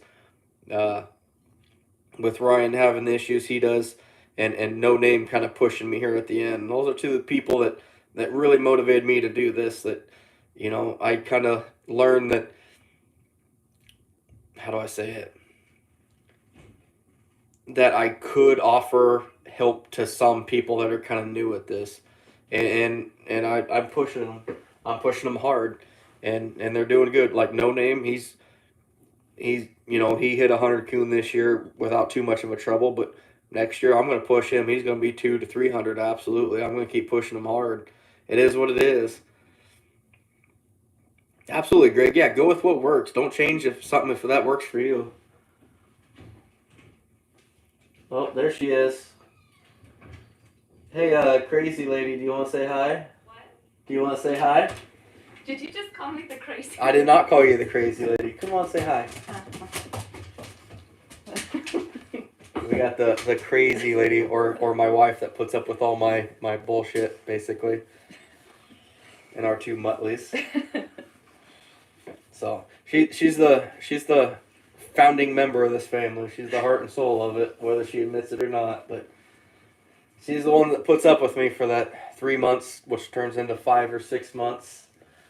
Year round. It's not year round. I don't talk to you about it year round, but I think about it year round.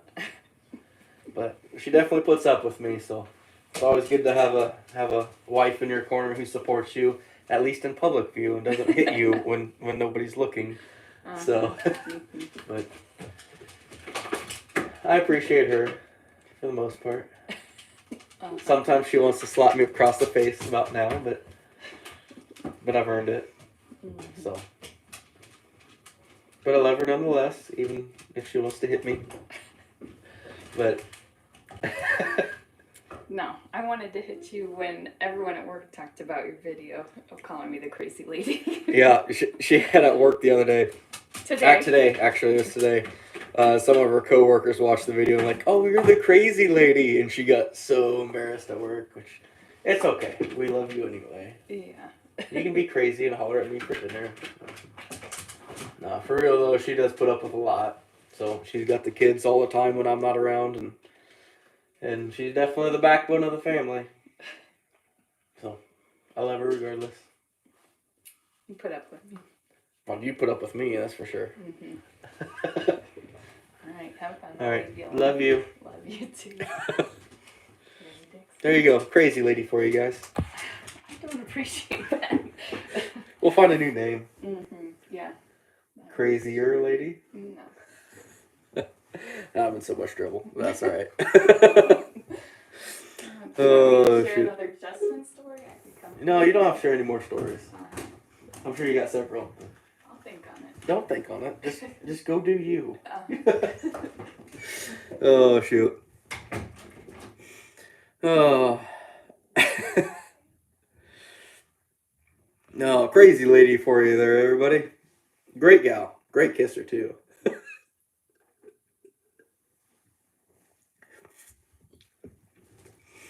Oh, shoot. Yeah, Ryan, absolutely. Me and you have talked so many times. Don't ever let a disability slow you down. Yeah, it's tough, and you work way harder than most of us do at this, but you're an inspiration. You keep pushing, keep trapping, keep catching fur. He caught his first 2 coyotes ever this year, which was awesome. I know he was on cloud 9.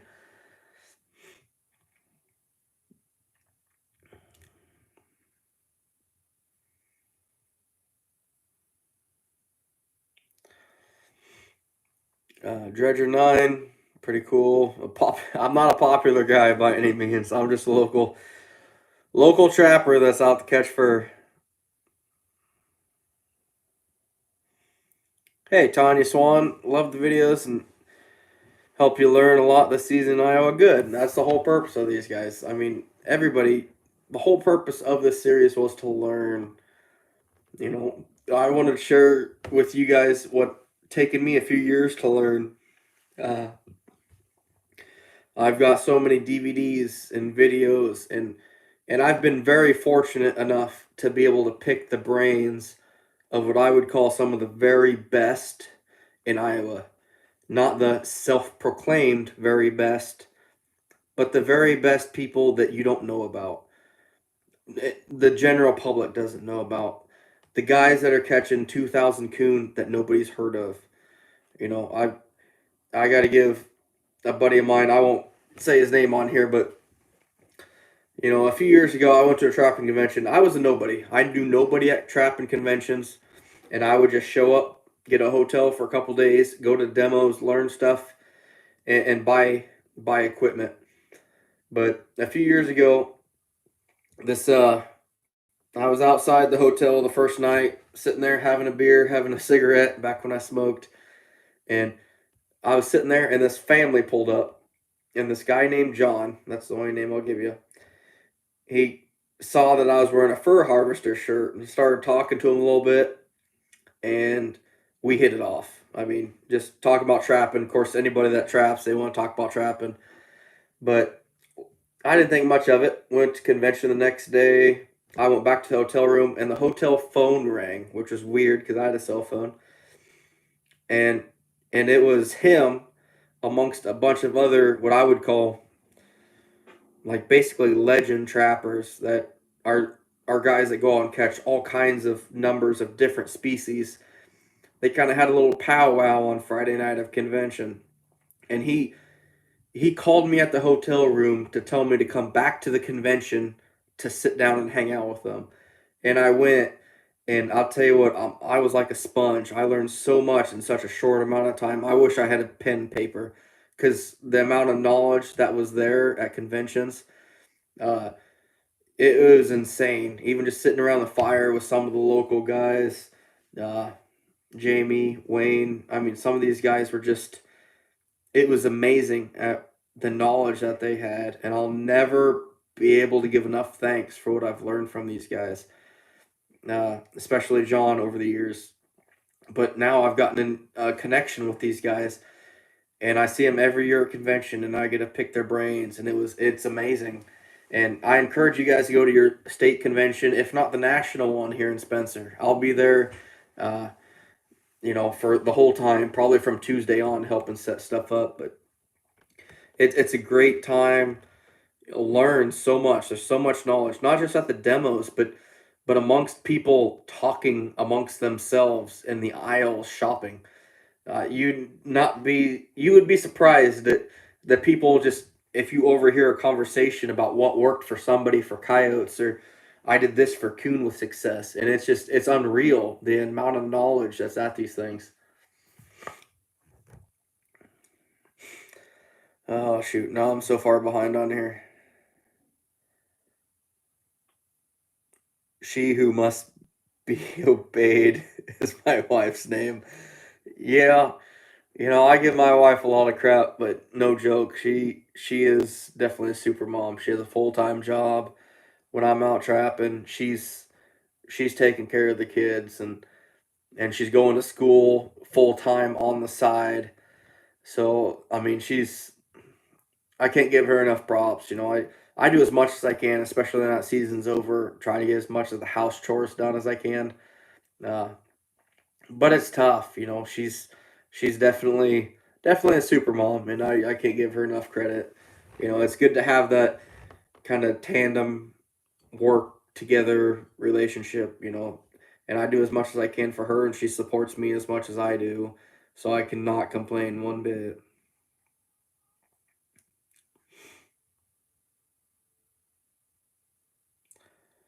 Yeah, I see there's a lot of people talking to Ryan on here. Good. That kid's a hell of a trapper. He's got a lot of potential, and I'm gonna make damn sure he hits that 100 coon season here before too long.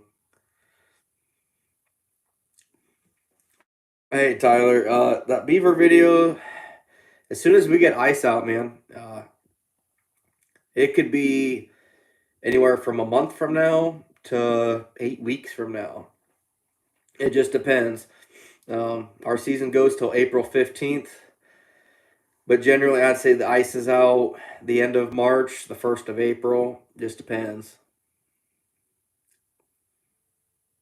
Hey, Chip. Hey, I appreciate it. It was a good season. I cannot complain. Uh, I know I know a lot of stuff that I need to do different next year. Uh, I need to do more homework, which I've stressed this entire time. Homework, homework, homework. Get everything set in stone. And I think this year. My buddy No Name Trapper. I told him how homework was important, and he knew it, but I don't think he quite realized how much important it was. He had a great season, but he didn't get quite where he wanted to be. Neither did I. And both of us, I think are going to do a lot more homework next year, get a lot more stuff scouted out, located. It's a lot easier to do that all stuff before season and then only trap during trapping season versus taking the time to find stuff during trapping season. It makes it a lot harder. Absolutely a lot harder.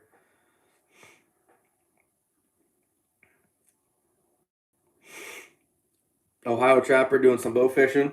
Actually, I got some really good spots down by me. I do a lot of bow fishing with. I'm only about an hour or so away from Red Rock. Um, hey, Trapper Jay's getting ready to go live. I just seen that. Uh, I'm only about an hour away or so from Red Rock, so it there's a lot of carp to be harvested there for sure, for sure. Hey Chip, glad you had a good season, man. I don't know what your numbers were, but that doesn't matter. If you're happy with whatever you did and whatever worked for you, go for it. It's not always about numbers. It's about learning and having success, guys. That's all it is. Push yourself to whatever you're able to do. Oh, Greg, I'm far from a master. Just because I caught a fox and a DP, that was how many did I catch? I think it was just one this year, but I had three last year and one the year before. I'm at least five DP red fox catches now. Uh, it's not impossible. It's not common, but it's not impossible. It's all about their paw, and that's why I say dog proofs are dog resistant. Because anything with a small enough paw as a red fox sticks their hand in there, and that claw can catch that trigger just right to be able to set that thing off. Hey, Aaron, absolutely. I'm glad you enjoyed it. The push, guys. Find that drive. Find that drive. Uh, for those of you that didn't see earlier, I have my wife's pushing for this shirt idea. Uh, I'll show you whether it's green or orange, but I'm gonna get a couple shirts made for myself. It's Iowa Trapper. Find your drive. Uh, on the front side, just got Iowa Trapper, some coon tracks. She doesn't know if I should do orange or green. I like the orange, and she likes the green, so I'm really hoping all you guys agree with the orange, but I told her we're going to do a vote on it later for sure. But, find that drive, guys. That drive is everything. Absolutely everything. You're if you have their populations of whatever ever you're targeting, you're only limited by yourself. Um, if the populations are there, get the arsenal lined up and figure out how to push yourself hard enough to get it. That's all it takes.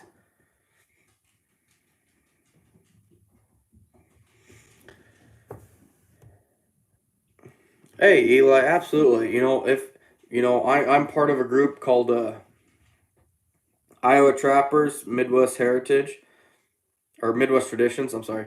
Uh, get on there, and it's an Iowa thing, but it doesn't matter. You can be from anywhere. It's a great Facebook site to bounce ideas off each other. Very very good group of people that there's no bashing or anything. That always open for ideas. Logan, you just got your waders? Absolutely, bud. Orange, either green, orange, either. Oh shoot, you guys are funny. Yeah, I need more orange, guys. Come on, you know, like I mentioned earlier, this site I haven't even monetized this web page because I don't want to become someone that's out here to make money. I want to teach. I want people to learn. I want to push people. I want them to find the drive. Uh, I'm going to be making some shirts for me and my wife, and several people on here have mentioned making shirts to sell. I'm still up in the air about it, fellas. I don't know. I don't want it to be a thing to I don't like that it's all about me thing, if that makes sense. This isn't about, oh, look at me, what I did. This is, look at what you can do if you find the drive and the animals are there. It's all up to you, 100%. This isn't a, and that's why I'm kind of hesitant on the shirts. Uh, it's just I don't know. I don't want to necessarily make money off of this. I just want to teach people, and I don't want to be kind of someone that tries to turn it into a profitable thing. But that's me. That's me. Hey, there's my orange guys. Hey, thanks Chip, Greg, and Andrew. There we go. Bill, both? No, just orange, man. Come on.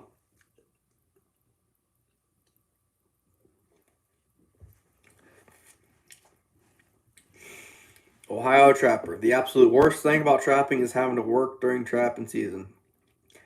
One day, if I ever retire, hopefully I'm healthy enough to trap hardstone. Okay, Ohio Trapper, this is what I'll tell you right there. That's what comes down to the drive. I can't tell you how many, it was several weeks during the season. I left my house at 3 in the morning because I had to be at work at 7. I'd check traps going to work. I worked 7 to 5, came home, helped the wife with the kids, helped take care of everything. They went to bed at 9 to 10, out to the garage to skin till 11:30. I don't think I made midnight a whole lot, but back to sleep, up at 3. Those made for some really rough nights, very sleepless days, but I pushed and I pushed and I pushed because I knew I wanted to do it. And you have that ability to, it's how bad do you want it? What's your drive? What is your drive? How hard do you want to push yourself? And that's why I tell everybody, I look at Ryan, I mean, he's mentioned it on here on the trap, on the chat, so I'm not afraid to mention now. He's paralyzed from the waist down, but he goes out and he pushes himself hard. He works so hard to catch one coon compared to the rest of us. And, that right there, watching that makes me realize how hard I can push and how hard everybody else, if they wanted to, can push. I'm not saying, no, it's your first year, push yourself to 100 coon. No, that's not what I'm saying. If you want numbers, you can push yourself. It's up to you to push yourself as hard as you want to. And it can be done if the numbers are there, I promise you. Yeah, Logan, I know I could monetize the channel and I'm all set up to do it. I don't know. I'm just nervous about doing it. Ooh, Jeremiah, camo with orange lettering. I like that. I like that. Chris, black. You like that? Black with some white lettering right here. Maybe some Iowa Trapper. That'd be all right. Oh, Eddie, come on. You're with the crazy lady? Oh, shoot. I feel bad for her. She's an amazing woman, though. She puts up with a lot of junk from me.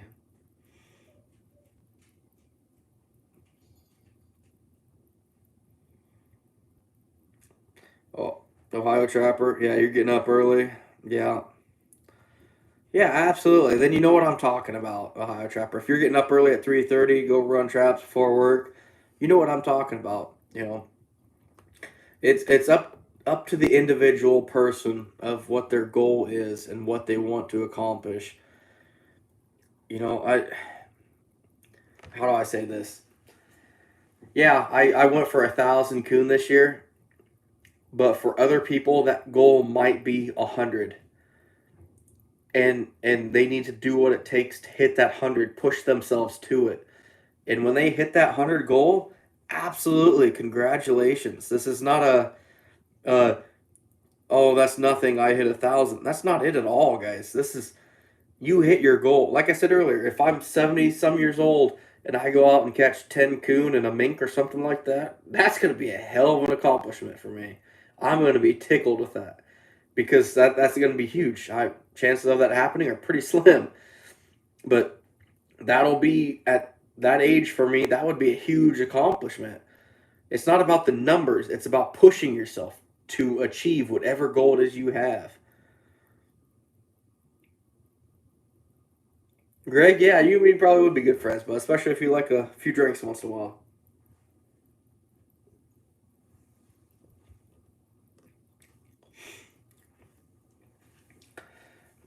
No, it was a good season, guys. I appreciate all the support. It was a good time. We had a lot of ups. There's a few downs, but we had a good year. Uh, I feel like I fell a little short. That's kind of disappointing, but it is what it is. You can't go back and change it. Going forward next year, we're gonna have a hell of a Beaver season. I'm really looking forward to that. We're gonna go out and go after the Beaver pretty hard, but it's this off season. I'm gonna be doing a lot more homework. That's for damn sure. Yeah, Eli, you're right. It doesn't matter what the number is. Set a goal and push for it. Absolutely. That's all it takes, guys. That I cannot stress that enough. Do your homework to hit your goal. It's just like being back in high school again, guys. You're not gonna achieve your goal of, for me, was a B, but you're not gonna achieve it without pushing yourself and doing more than expected of you. Go out there and push yourself. Do what it takes to hit that goal. I know guys in South Dakota that have goals of 5,000 muskrats, and there's a guy I know that was in Oklahoma that hoped to hit 10. It doesn't matter. Whatever your goal is, push yourself hard enough to hit it. That's all it takes. Nick, do I think fur prices are going to be better or worse in the next year?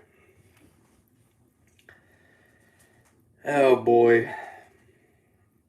Both, I guess. I know rats are currently going up.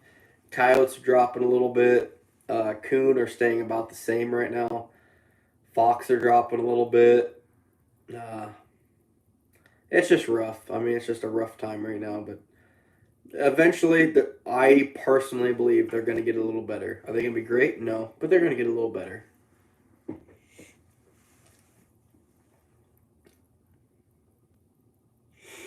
Ohio Trapper gave me a good idea this year. Instead of driving the interstate after work, I'm hitting the back roads and picking up some land on the way home for sure. Absolutely, Ohio Trapper. There it is, right there. That right there. Find a little bit to where you can pick up just a little bit more fur. Absolutely. And that's one thing I think I did a little. I won't say slacking on, but I could have done better. That second and third week, there's a few spots where I thought, oh, I could catch a coon there, but there's better ones. I should have just set it. I should have gone back to it. I should have set it. And one coon, no, 10 coon in November is like catching one coon in January. 10 coon are way easier to catch versus basically catching one in January because everything shuts down. November, everything's feeding. Okay, everything's moving, everything's running nightly. January, they're moving once a week. If the weather's not great, they might get a good spell where the weather's warm, where they might move 2 or 3 days in a row. But they're avoiding the food altogether, and they're just going for denning areas. It's so much more difficult. It's a lot tougher to do. Tyler, my goal for Beaver. I don't really have one right now. I'm fairly new to it. Last year I caught 18 in a week, which is pretty good for my first year actually going out after Beaver. Uh, this year, I'm not sure what I'm going to do yet, but I'm hoping to be around that 50 mark. I'm going to really push hard and find some more water systems. I'm really looking forward to it. Hey Jordan, you're running your coyote traps while listening to the video. Hey man, good luck, bud. I hope you catch a couple. That'd be awesome. Chris, black with orange lettering. I like that. I don't know if I like black with white lettering better or black with orange, but yeah, I like that. That's a good option. Hey, no name, you're back. How about that bright moon this season? Like 5 days, you didn't catch one animal, and then bam, 10 or more a day again. Well, that's because when that full moon was, I was catching all your coon. That's all it was. I snuck right in there and took them all from you. But, you know, that's what I'm talking about. Getting better than the other people. Find that competition. And that's something I want to talk about too. Competition, guys. People look down on competition. And I'm just kidding with no name. I didn't sneak in there. But competition makes you better. It makes you become a better trapper. I have one guy up here in my area that he didn't trap this year, but he normally traps right next to me all the time. Not all the time, but there's 2 or 3 miles where we are literally cutthroat, side by side trapping the same trails. And he has forced me to become a better trapper because I'm trying to outwit him. And I'm assuming it does the same thing for him. He's trying to outwit and outmaneuver me, so it makes him a better trapper. And that's the thing, everyone's like, oh, there's somebody setting the trail or competition is bad. No, it just forces you to have the upper hand. Okay, you come up on that ditch and someone's got a trap here, and a lot of people will not like this. But as long as you are being ethical and clean about it and not disturbing his traps at all, how can you make it so your traps have the advantage? For instance, okay, here's the road, here's his traps. You can set your traps, box them in. It's not, it sounds bad, it does, but it's not. It's giving yourself the advantage or having something to where you have the upper hand. It I can't stress how bad that sounds, but it's not. It'll hone your skills. It'll make you become a better trapper. Actually, this guy that I trap around normally, he was trapping long before I was, and I came onto his territory. Uh, Great guy. We respect each other. Matter of fact, when we were sitting side by side, we'd call each other every night and ask how the other one did. I mean, just a great guy. But at the same time, we were very cutthroat. We were very, very much trying to have the advantage over each other. And I think that's part of the reason I became where I'm at now is because he helped me that much hone my skills. Nick, how many dog proofs do I have? No, somewhere right around 400. I'm not quite sure.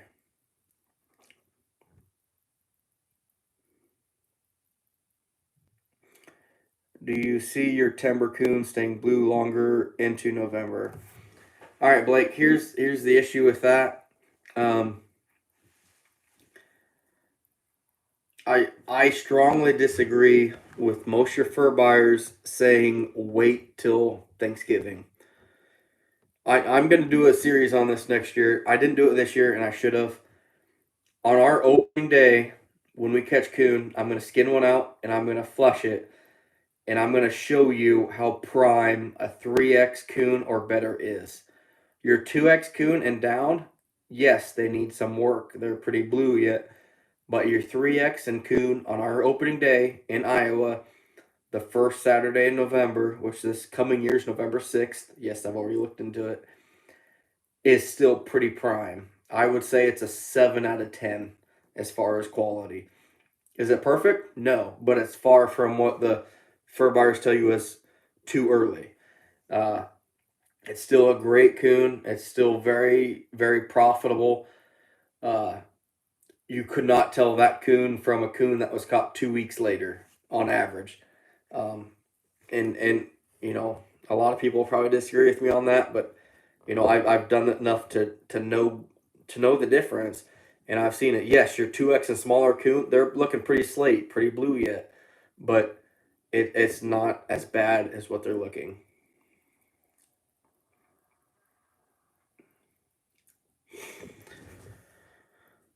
Ohio Trapper, you just want to catch one beaver? Beaver and bobcat are the only animals in Ohio you haven't caught in your life. I can't find beaver off public land. We need a permit for public land beaver. Man, that sucks, man. That's tough. But go out there and find it. Talk to farmers. Figure it out. Push yourself. Drive yourself. They're there. You know there's beaver in the state, and find them. Just push yourself.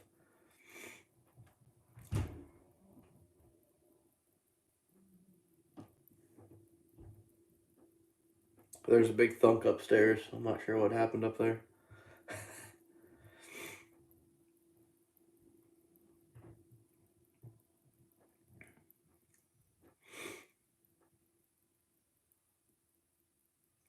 Ohio Trapper.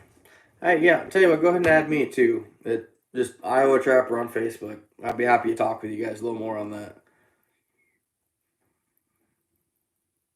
Trapping with Jinx. Hey, thanks, buddy. I appreciate it. Yeah, it was a good year. You know, I can't complain, guys. It's been fun. It was a struggle, but we pushed through.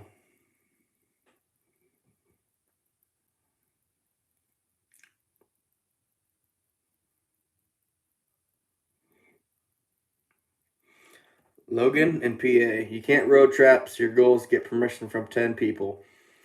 I'll tell you what, Logan. I got a good buddy named Kyle up in PA, and he's just absolutely catches the crap out of red fox.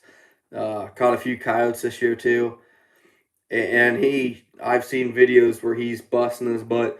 He's walking in fields before work. I mean, I, me and him are Snapchat friends, and he's I'm getting the Snapchat when I wake up at 5 o'clock in the morning from 3 hours before, so it's like 2:30 or 3 o'clock in the morning where he's at, and he's checking traps through the snow, walking, uh, and that's just crazy. I mean, that's insane. But you got to do what you got to do. You got to find the drive and get there.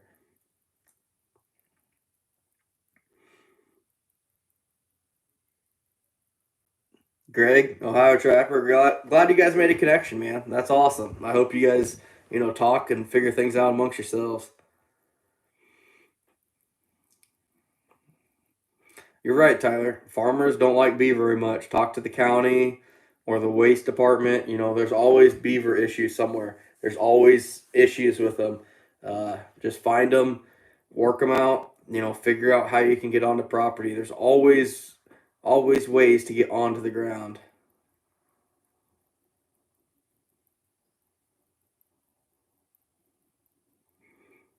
Hey, Trapper Jinx. I've heard a lot about you too, bud. I've heard a lot of good things about you. So I appreciate you sharing me out, man. That's awesome. Greg, the otter's the only thing you're missing. Oh man, that's I for Iowa. I need a gray fox, which I struggled with the last 2 years. Although I've had one in the area, and a weasel. Which next year I'm gonna make a lot of weasel boxes. I know they're in my area, and I'm gonna find a way late season. We're gonna catch one way or another.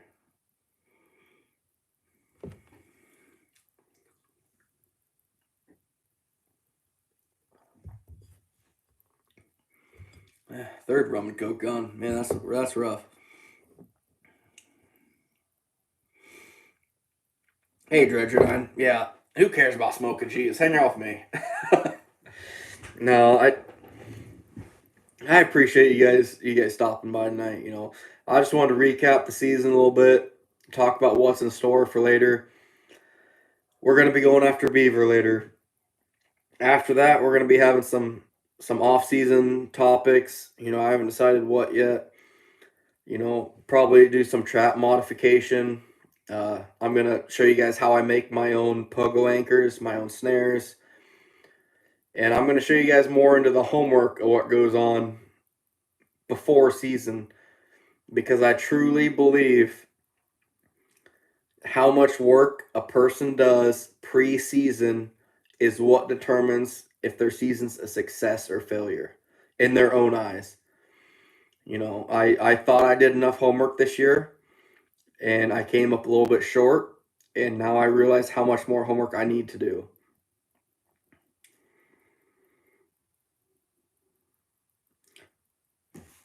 Trap Joe Morris. I'm not sure yet how many beaver I'm going after, but I'm gonna go after. I would like to say 50, but that's a far goal. It's I'm only gonna have probably a 1 or 2 week span there where I'm gonna go after them. LT Outdoors, my footholds, yeah, they're night latch for the most part. One thing I stress more than a night latch is zero pan tension on my 1.5 for coon and mink.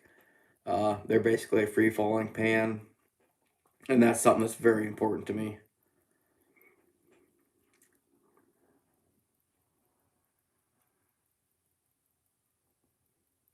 Dredger 9, yeah, no, I hope you guys do.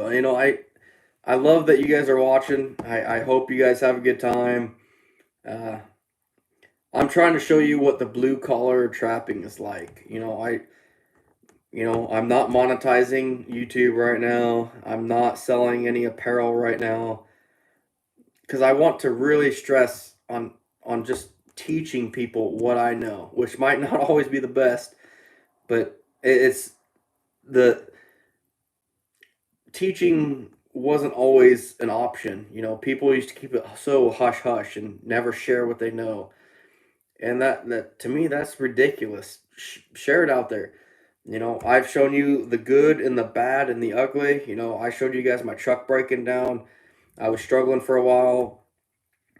I've shown you guys when I had to work. I had to go to work for extra hours. I showed you guys when a family came in to where I had to be a parent or a husband, and it was part of it. I'm blue collar as it is. I mean, it's just what it is, guys. It's not. I'm not laid off all winter. I'm not. This isn't my income. This is something that I'm passionate about, and I strive to do the best that I can. Eli, my DPs are pretty much stock. Pretty much 100%.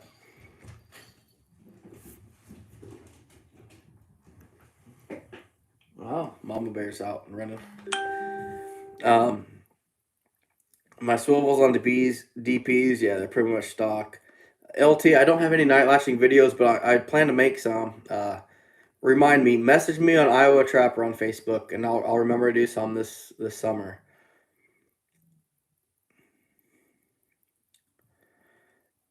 All right, Rapaways.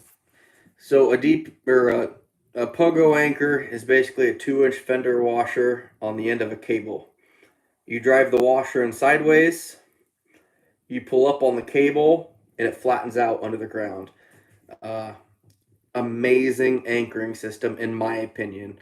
There's so many earth anchors out there, Berkshires, disposables, earth. I mean, there's so many earth anchors out there in general. It's amazing, but pogos are the best bang for their buck, in my opinion.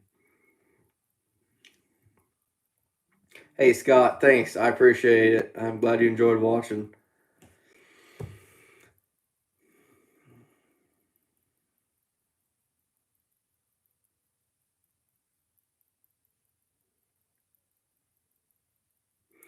Tyler, do I have a favorite DP brand? I run Dukes exclusively, just because they're pull only, and that's my opinion. That's the best there is.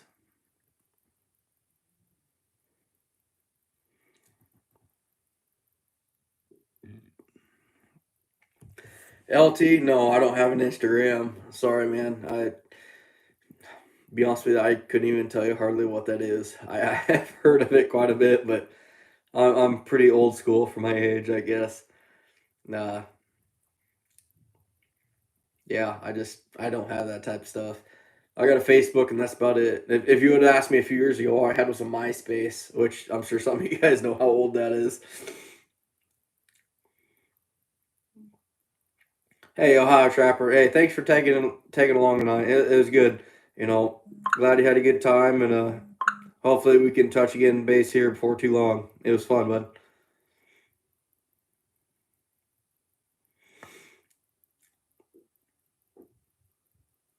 Morris, do I use wolf fangs? I never have. They're good anchors. I know they are, but I'm just not a wolf fang guy. Pogos are a lot easier and cheaper for me to make, and it's just a personal thing. Do I think they hold well? Yeah, I know a lot of guys that run them and they love them and they work good for them, and I 100% support that and go for it. Nick, I've never personally seen a mountain lion, but I know they're in the area. Uh, I've seen some pictures, some trail cam pictures of people that bow hunt within 30 miles of me that have pictures of them. So, Greg, I haven't checked yet because my phone is where I'm reading the comments, which, oh, hell, I can't even tell. There's so many notifications on my phone right now. I haven't even looked yet. There's so many notifications. I'm not gonna lose all the comments yet to find them, but I'll look you up, bud. I'll look you up, Greg Riley, for sure. LT, all right, sounds good, bud. All right, I'm gonna go drain the main vein again real quick, guys. I'll be right back.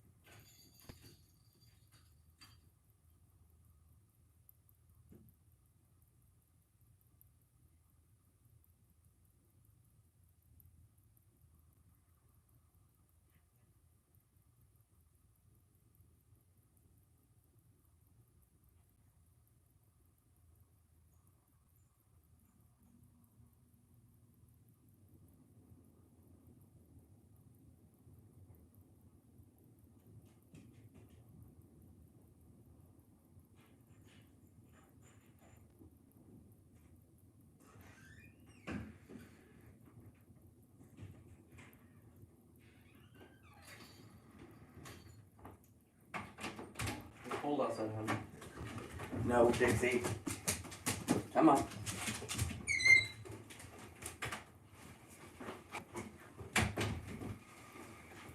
My short hair wanted to join the fun tonight.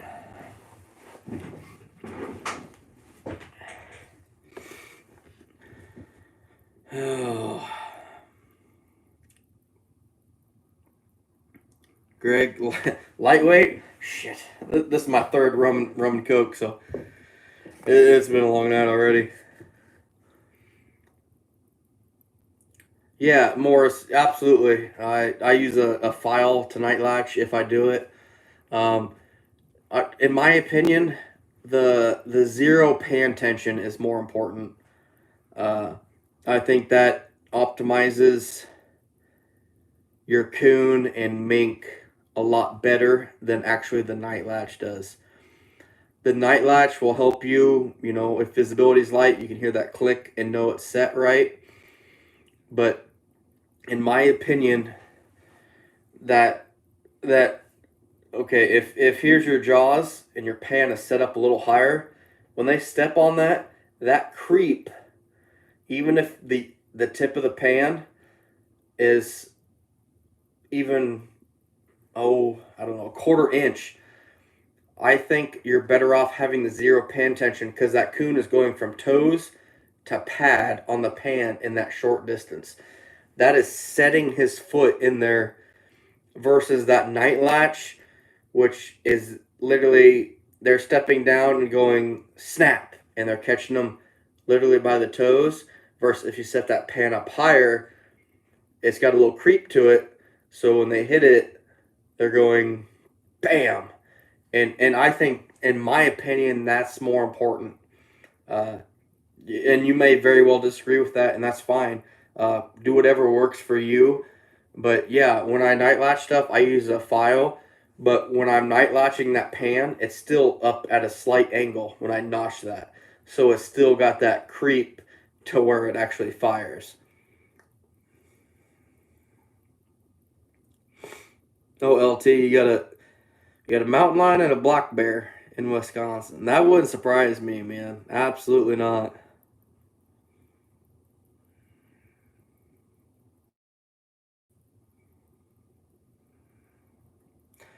All right, Eli. So you're running an extra swivel on DPs, setting thick cover.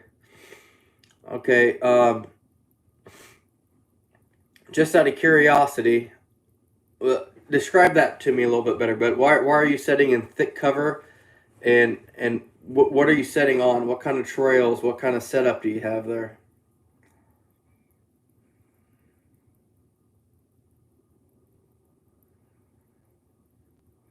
Nick, I have had coon several different times actually. Uh, Mostly at wild game feeds, but once in a while, some crazy person comes up and says, "Hey, try this," and I can't say no. I've had coon cooked well, and I've had coon cooked worse a lot more often. Uh, it is what it is, you know. It You can cook it really well, and it could taste really good, but most of the time, it's not so great.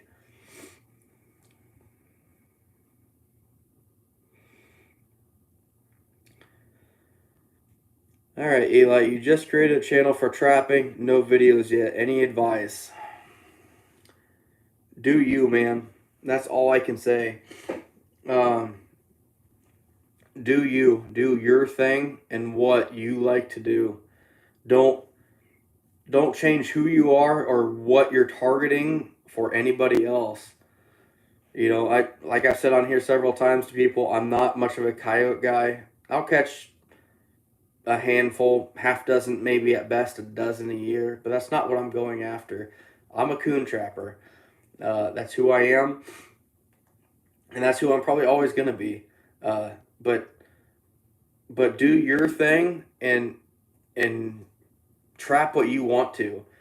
I know a couple guys that have channels here that are always asking, "What do you want me to go after? What do you want me to do?" And that's not me. I'm going to do my thing, and I'm going to catch coon and go after them. You know, I'm coming up on a beaver line. I'm going to trap. If people don't like it, that's fine. They don't have to watch. But that's what I want to do, and that's what I'm going to do. And it's just one of those things. Don't change who you are or who you want to be for anything. Just target what you want, and and people will follow you. I mean, it might not be huge. This channel has grown up and blown up more than I thought it would. I told my wife when I first started, like, yeah, I might get 200-300 people following me. I think I broke 3,700 today, which is just crazy. But I'm just, which I fell short on the goal, so I'm sure I'll lose a few. But that's fine because that's just, I showed them what it takes or what I thought it took to hit 1,000. I came up short, but that's part of it. It is what it is.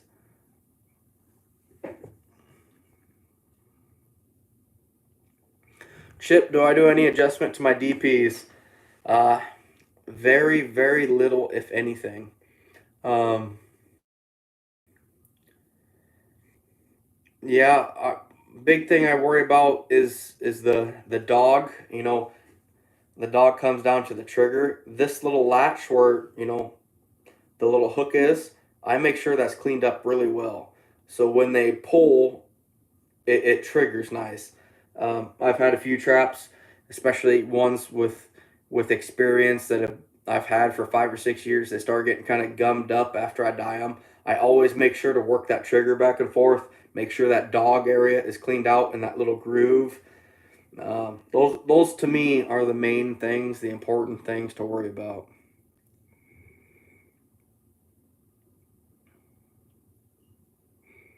Absolutely, LT. Go after them.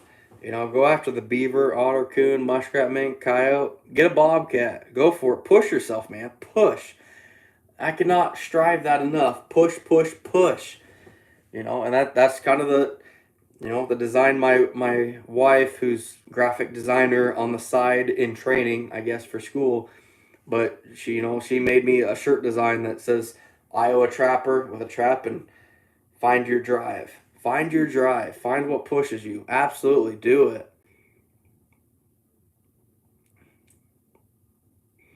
Okay, Eli. Denning to water in fields. A lot of bushbuck and sumac. Yeah, I get it.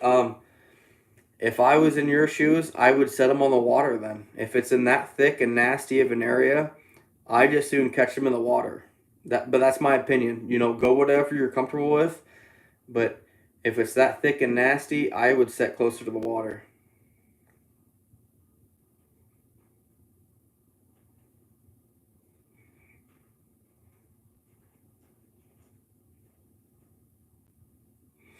Have I found Duke with tan colored springs to be weaker than Dukes with black springs?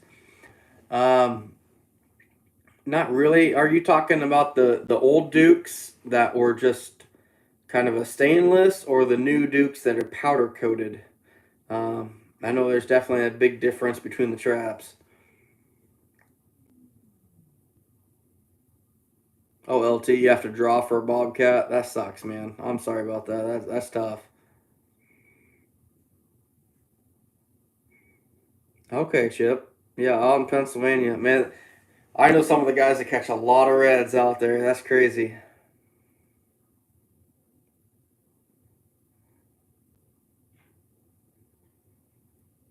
Morris, you had 5 limit and got 3 this season. There's here in Iowa, there's going to be more and more cats. I caught my limit of cats before I even tried. Um, all in 220s and coon trails. I mean, they're everywhere. It is what it is. I like catching cats, but I like to wait until they're later in the season. Um, Actually, a fun story for you for the guys that I've watched all night here. Uh, I had a buddy of mine that used to trap with me quite a bit. The first opening day check of trapping season, he missed, but I had a 220. It came up missing, and I thought, what the heck happened to it? Well, he went with me the next day, and he's riding shotgun. So I pull up to this location. I thought, I lost 220 here yesterday, but it's a good enough spot. I need to set another one. And I pulled up, and he goes, "Hey, there's something dead down there in the ditch." No, there's not. But I don't even have a trap here. I just want to put one. Well, what happened was I'd caught my first bobcat, and I didn't anchor it quite well enough. Well, he took the anchor and everything and flopped it down the ditch about 20, 25 feet. So here's this bobcat in a 220, but it's covered in mud. We can't tell what it is. I was like, oh, cool, we caught a coon. We start pulling it up. And as I grabbed the 220 and started scraping the mud off it, I saw spots. And I was on cloud nine. I'll never forget that. I'll never forget that moment when I saw those spots for the first time in my life. And that was just insane. And now, since then, that was back in 2009. 2010, somewhere around then. It's been quite a few years ago. Uh, we've got so many cats here now. It's just insane. But it was a memory. It's all about making memories, and that's a memory I'll never forget.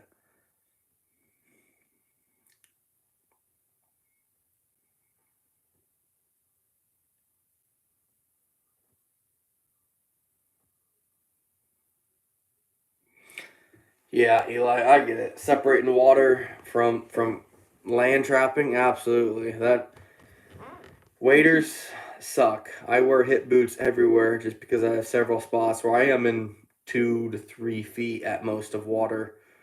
I shouldn't even say that. 18 inches, 2 foot. But if I'm getting into any real water, which I will this beaver season, it's gonna be some deep stuff to where I'm gonna bring out my chest waders. Uh, it is what it is. But if I'm gonna go after beaver and hit them hard, uh, that's what I'm gonna have to have.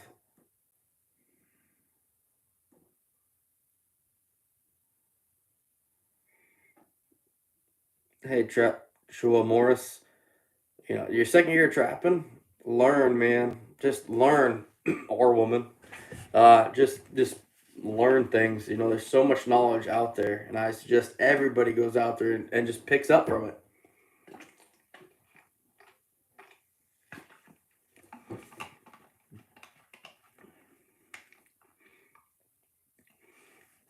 Greg, hey, thanks, man. I appreciate the support. Yeah, that crazy lady, she's definitely the backbone of this family. That's for damn sure. You know, Without her, this wouldn't be possible. She takes care of the kids so much.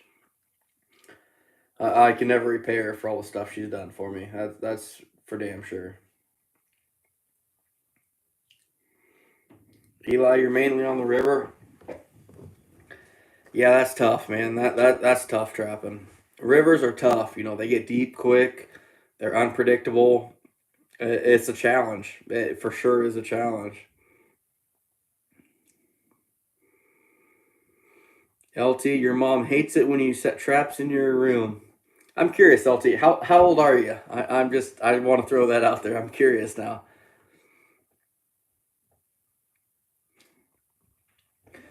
Brian, who do I sell to? There are so many different people, man.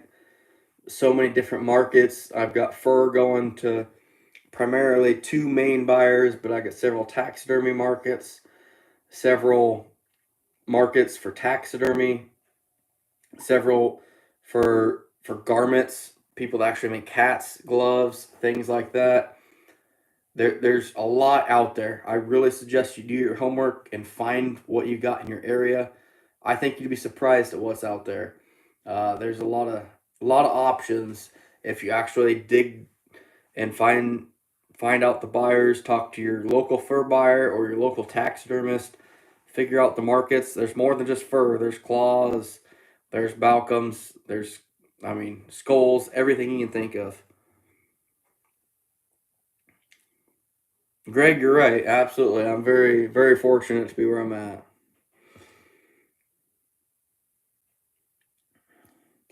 Logan, tips for finding beaver and muskrat. Walk or drive along railroad tracks. Actually, here in Iowa, railroad tracks, as of a few years ago, became private property. So I'm kind of screwed with that. Um, but I have found a lot of areas. When it comes to beaver, you don't. I thought you had to have the sign. You had to have the dens, the chewings. But some spots where the water's big enough, you don't see any of that. Any big water system, I'm gonna set beaver traps on, even though I'm not seeing any sign of them. That worked out pretty well for me last year, and we're gonna set it again this year and see how it goes. LTL doors, you're 13 years old. You've got so much life ahead of you, bud. I'm so glad to see you into trapping. Uh, Keep it up, enjoy it, but learn. Go for an education, man. And education gets so far in life, but don't ever quit trapping. Wherever life takes you, just reap it for all its rewards, man. There's so many things out there. Just just be smart. You know, you're 13 years old. There's a lot of things that can come between you and a job and trapping. I'm fortunate enough that hunting in the outdoors kept me away from a lot of bad things that can happen to a young man, and that kept me away from all that, kept me out of a lot of trouble, and I hope you do the same. Keep trapping, keep looking to your future. You'd be surprised at what is out there for you.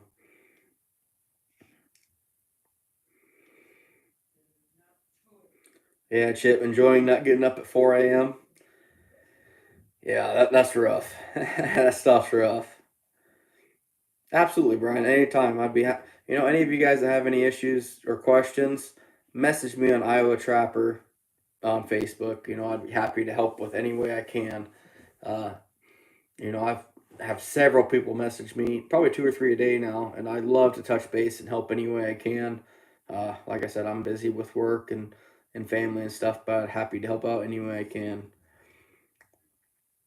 Trap Morris, no, I don't use Onyx. I don't even have the app.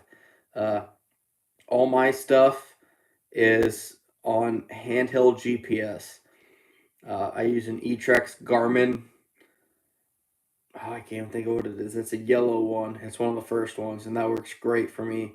Just very simple and unsophisticated, which works well for me.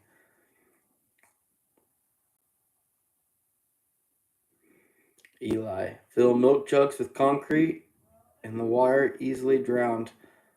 Pull the wire back up and trap's gone. Saves a lot of time. Eli, you'd be right. My only concern is I don't know if it's heavy enough. Like I said, I've got 40, I think it's 40 or 45 pound cinder blocks I used last year for drowners. And um, I had several big 50-pound plus beaver pull them up to the bank, no problem. Uh, I think some of our big beaver here can easily pull that type of weight up. Absolutely, Brian. Get the kids outdoors. That's what we need. Share the tradition, share the heritage.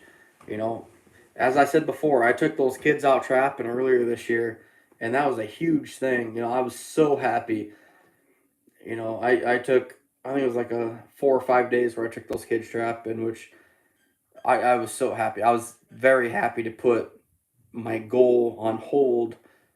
I wouldn't even say on hold because I was still pushing for it, but I was dedicating some time to taking these kids out, and it was worth every penny of it. I would sacrifice my whole season again if those kids wanted to go out and go after 20 coon.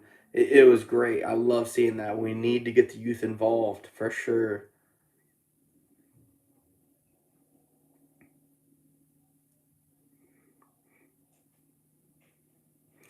Good, LT. LT Outdoors, good. I'm glad you have ground to trap. Get out there and find the trails, man. Absolutely. I'm glad you're out there and pushing for it.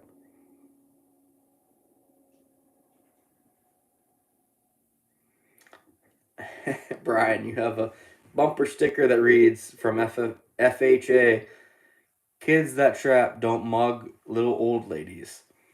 You're right. It kept me out of a lot of trouble in high school. Between that and just deer hunting and stuff like that, absolutely, 100%. A trap, Morris, yeah, absolutely. I run drowning rods. You're gonna see a lot of that this year. I use rebar half-inch drowning rods, 8 to 10 foot long. You're gonna see a lot of that this year. Um, that's gonna be probably my bread and butter because I'll be checking every other day. Which here in Iowa, you have to run a 24-hour check unless you're set up on drowning rigs. So all my beaver will be set up on drowning rigs, so I can check them every other day, which saves me some vacation time. Yeah, it's gonna be fun. I'm looking forward to it for sure.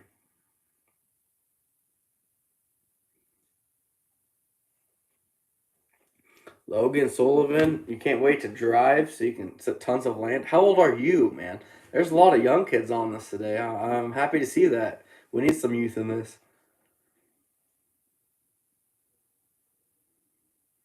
LT, you have two ponds. They're spring fed and open all year. Absolutely.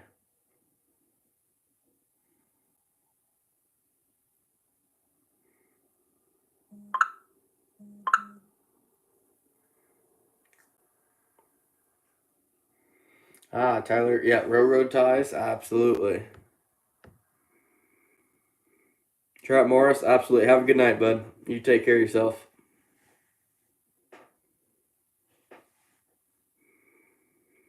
Logan Sullivan, you're 15. Yeah, you'll be driving soon enough, bud. Don't rush it. Don't rush it at all. Enjoy it while you can.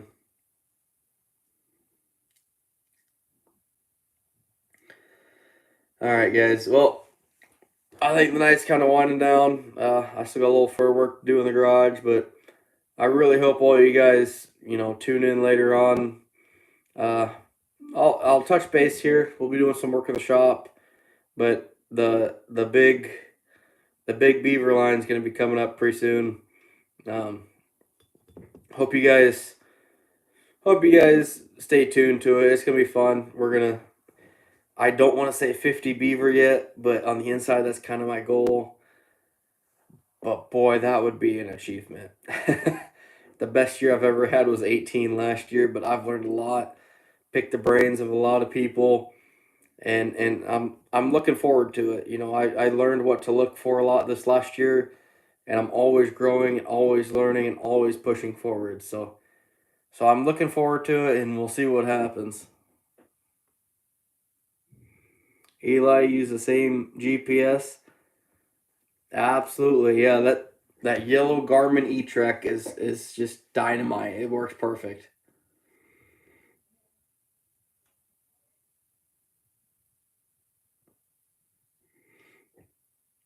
Yeah, you guys have a good night. Hope you stay tuned. We're not done with this. Like I've said before, I'm a blue collar guy. I'm going out trapping raccoon, and I'm pushing, and I'm pushing harder than most people think is possible, but it's there. Every single one of you has the drive to push. It's all up to you as to how hard you want to or can push. There's a couple people on here that have pushed me harder than they realize. They motivated me harder than anything, and it's all individually of what is your goal and how hard are you willing to drive to accept that. It's like I said, I got those shirts I'm getting made, the Iowa Trapper, where's your drive? And that's it. It's all about the drive. How hard do you want to push?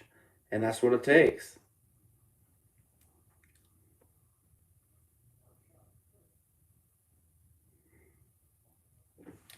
All right, guys. You have a good night, and we'll be talking to you soon. I'm sure of that. So we'll see you guys later. Have a good one.